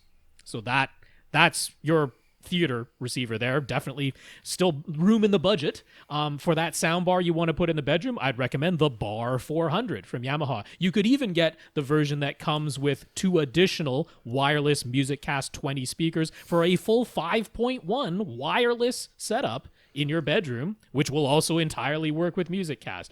Then for the in-ceiling speakers you've already installed, what you want is a MusicCast amplifier. Now, they have the one that is just an amplifier in a box and connects to MusicCast, but for some reason it's $500, right? Now, that seems silly. Part of what's nice about that is it's very small and compact, so if that's what you need, okay, and you could still afford it in the budget that you've given. But they also just have stereo receivers that work with MusicCast. So physically they're much larger, but they're like $280 instead of $500. So as long as you physically got the space, you just get some of the MusicCast stereo amplifiers. So yeah, I'd go MusicCast to your mic, and you can definitely do it for this budget. Marty, first he wants to say thanks for the advice to use a mini DSP to tune the signal being sent to his butt kicker tactile transducers rather than just feeding them the exact same signal as what's being sent to his subwoofers. It made the tactile effect much more natural, and now it's just what he wanted. You're welcome. I don't remember any of this. That's great. Marty recently started using the Audyssey Editor app. He was surprised to see the low bass roll-off in the default target curves, even for the subwoofer channel. Is this some sort of conspiracy to make people want bigger subwoofers? We did address this once a while back. It was all the way back when we were still making individual breakout videos, or Austin was. So that it was way back then. But this did come up before, but it's worth talking about again. I don't remember. No, there does appear to be a first order roll-off starting right at about 60 hertz or so.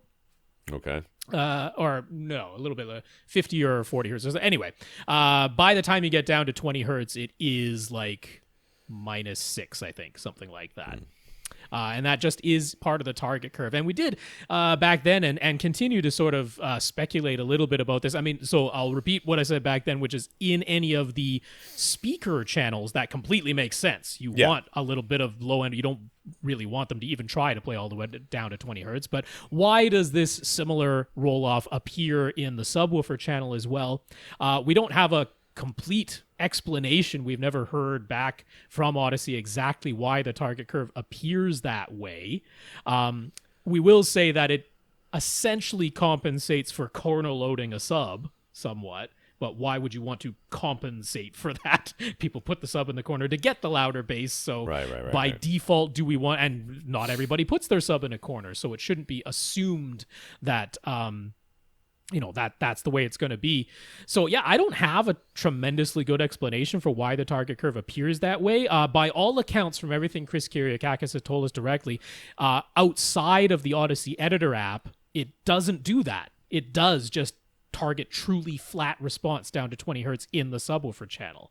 So I think it might just be a bit of a programming oversight in the Audyssey. I'm gonna have to go Editor check my. app itself. I'm literally looking for my phone right now, Yeah. so I can check my roll off.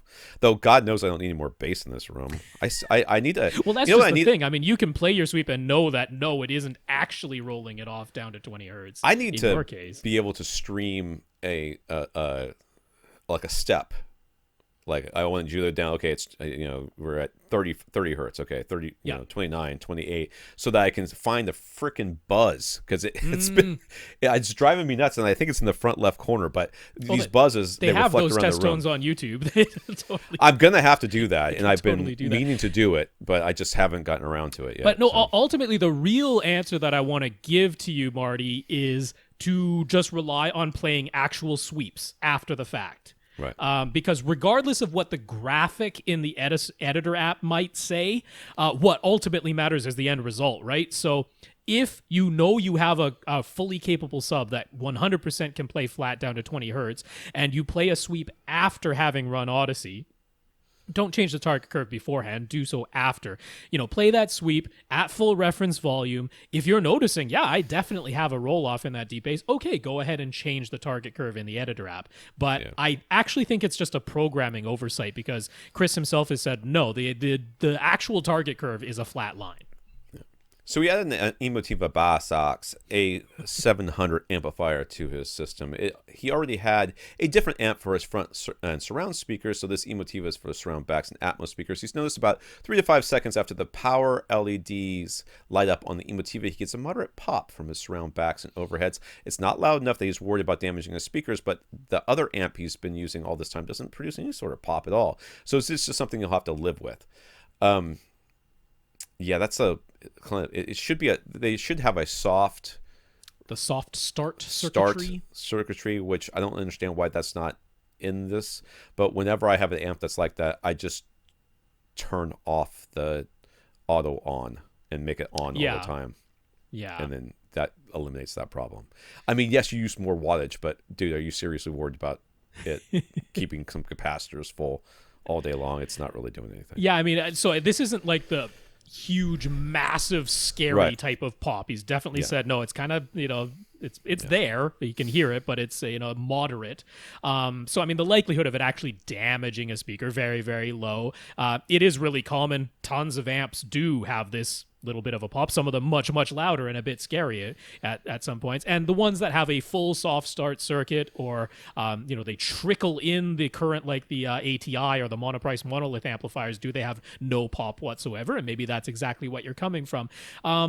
I mean, it wouldn't hurt to just give Emotiva a call and say, do you have a soft start circuit? Should it be making any pop whatsoever? It's not impossible for a soft start circuit to have failed inside of a piece of electronic gear. So I think that's a really good idea. I would call Emotiva because this is not something I would expect from one of their amps. No, because theirs don't usually do this. It's really soft. If you're using like a Dayton Audio amp, that because I think mine does it too. Yep. And I am like, I spent $100 on this amp. I'm surprised it doesn't smoke while it's working. You turn it on. And yeah. So I just leave it on all the time, and it's good to go. But yeah, no, it wouldn't hurt to give Emotiva a call and just ask them about it. And if they're like, yeah, it produces a little bit of a thump, you're like, okay. And then you just live with it because it's not the end of the world. It doesn't do it throughout your movie watch or something like that. Just once at the beginning. So he says he's always envisioned the phase knob on the subwoofer as just adding some time delay. But if that were the case, wouldn't different frequencies have their phase affected differently from each other? Like one particular frequency might be exactly 180 degrees out of phase with the original signal, but other frequencies would be totally different degrees out of phase, correct? How does this all work? So it's not the same thing as it's not just the a same delay. It's not a time delay. It's not like it starts it a little bit later. To me, it like starts it in a different point of the arc. If that makes sense. Right, yeah. If you're thinking about this wave that's going up and down, even if it's it's a complex wave, it's multiple frequencies overlaid on top of each other. You add all of those together and you get this complex wave pattern. The phase knob Basically, it's like imagine that so without the driver actually physically having done this, you imagine that the driver has pushed itself out or pulled itself in as its starting position. Right. So when the signal comes in, it's as though, well, I already began this far out, so I only move a little bit farther out, even though the signal said to go much farther out, and then I move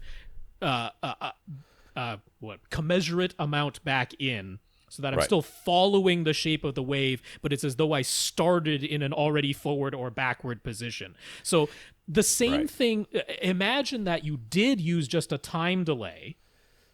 The same thing would occur, but then you just cut off the early part of that time. Right? Yeah, so I mean, if you think about it this way, like what Rob's describing, and it is sort of like messes with your brain A little bit, yeah. But if you're starting zero phase, right? Yeah. It would go out the entire length and then back towards the center, and then back the entire length and back forward. That'd be one complete wave. Along with the in and out of what the signal in the wave says. Right. Yeah.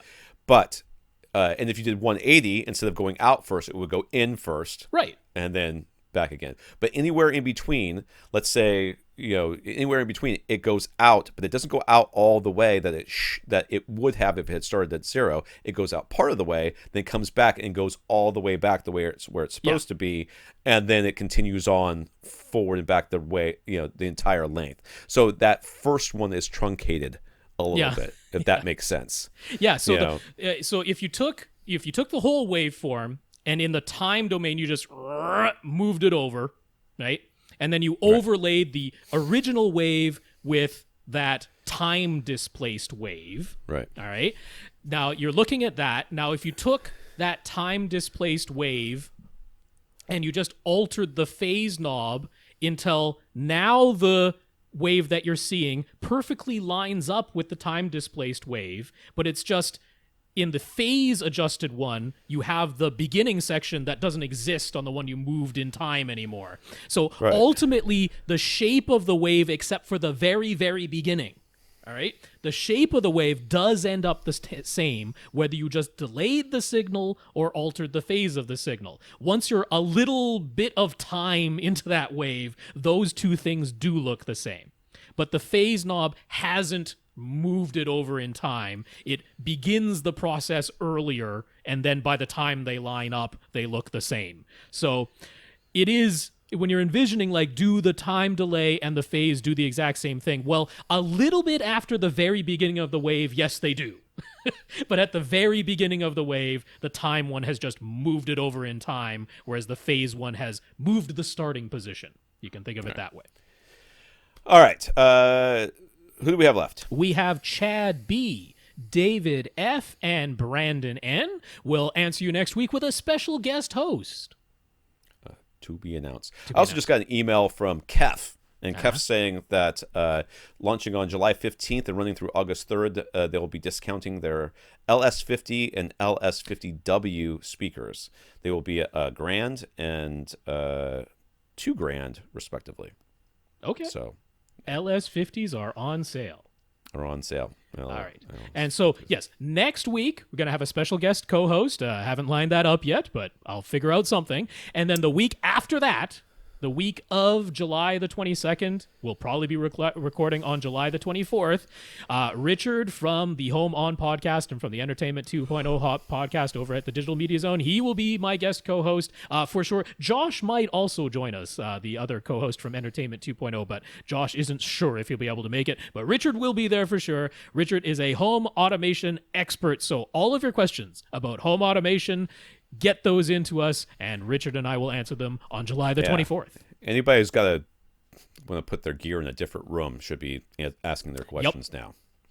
All right, we want to thank our listeners of the week. We want to thank Johan, Nick, and Chad for going to www.avrant.com and clicking on the Buy Us a Cup of Coffee link and leaving us a PayPal donation. And we want to thank our 82 patrons over at patreon.com, including James. Yeah, Johan, Nick, and Chad, thank you very much for your PayPal donations. Thanks to our 82 patrons over at patreon.com/AVRant podcast. If you'd like to sign up for an automatic monthly donation. James, thanks for being one of those patrons. I want to thank James for the trifecta of support. He gave us a PayPal donation. He was one of our patrons and also sent us an Amazon gift card. Thank you very much. That's right, James. Thanks for those Amazon gift cards as well. We love the support. Thank you. For AVRant, I'm Tom Andry. And I'm Rob H. Now go out and listen to something.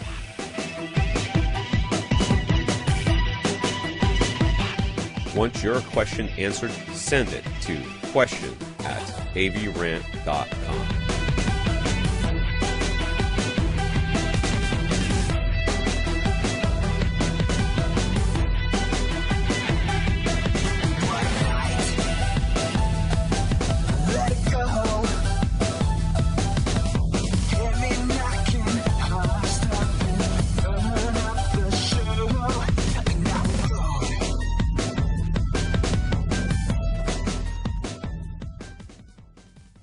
This is AVRant. Now go out and listen to something.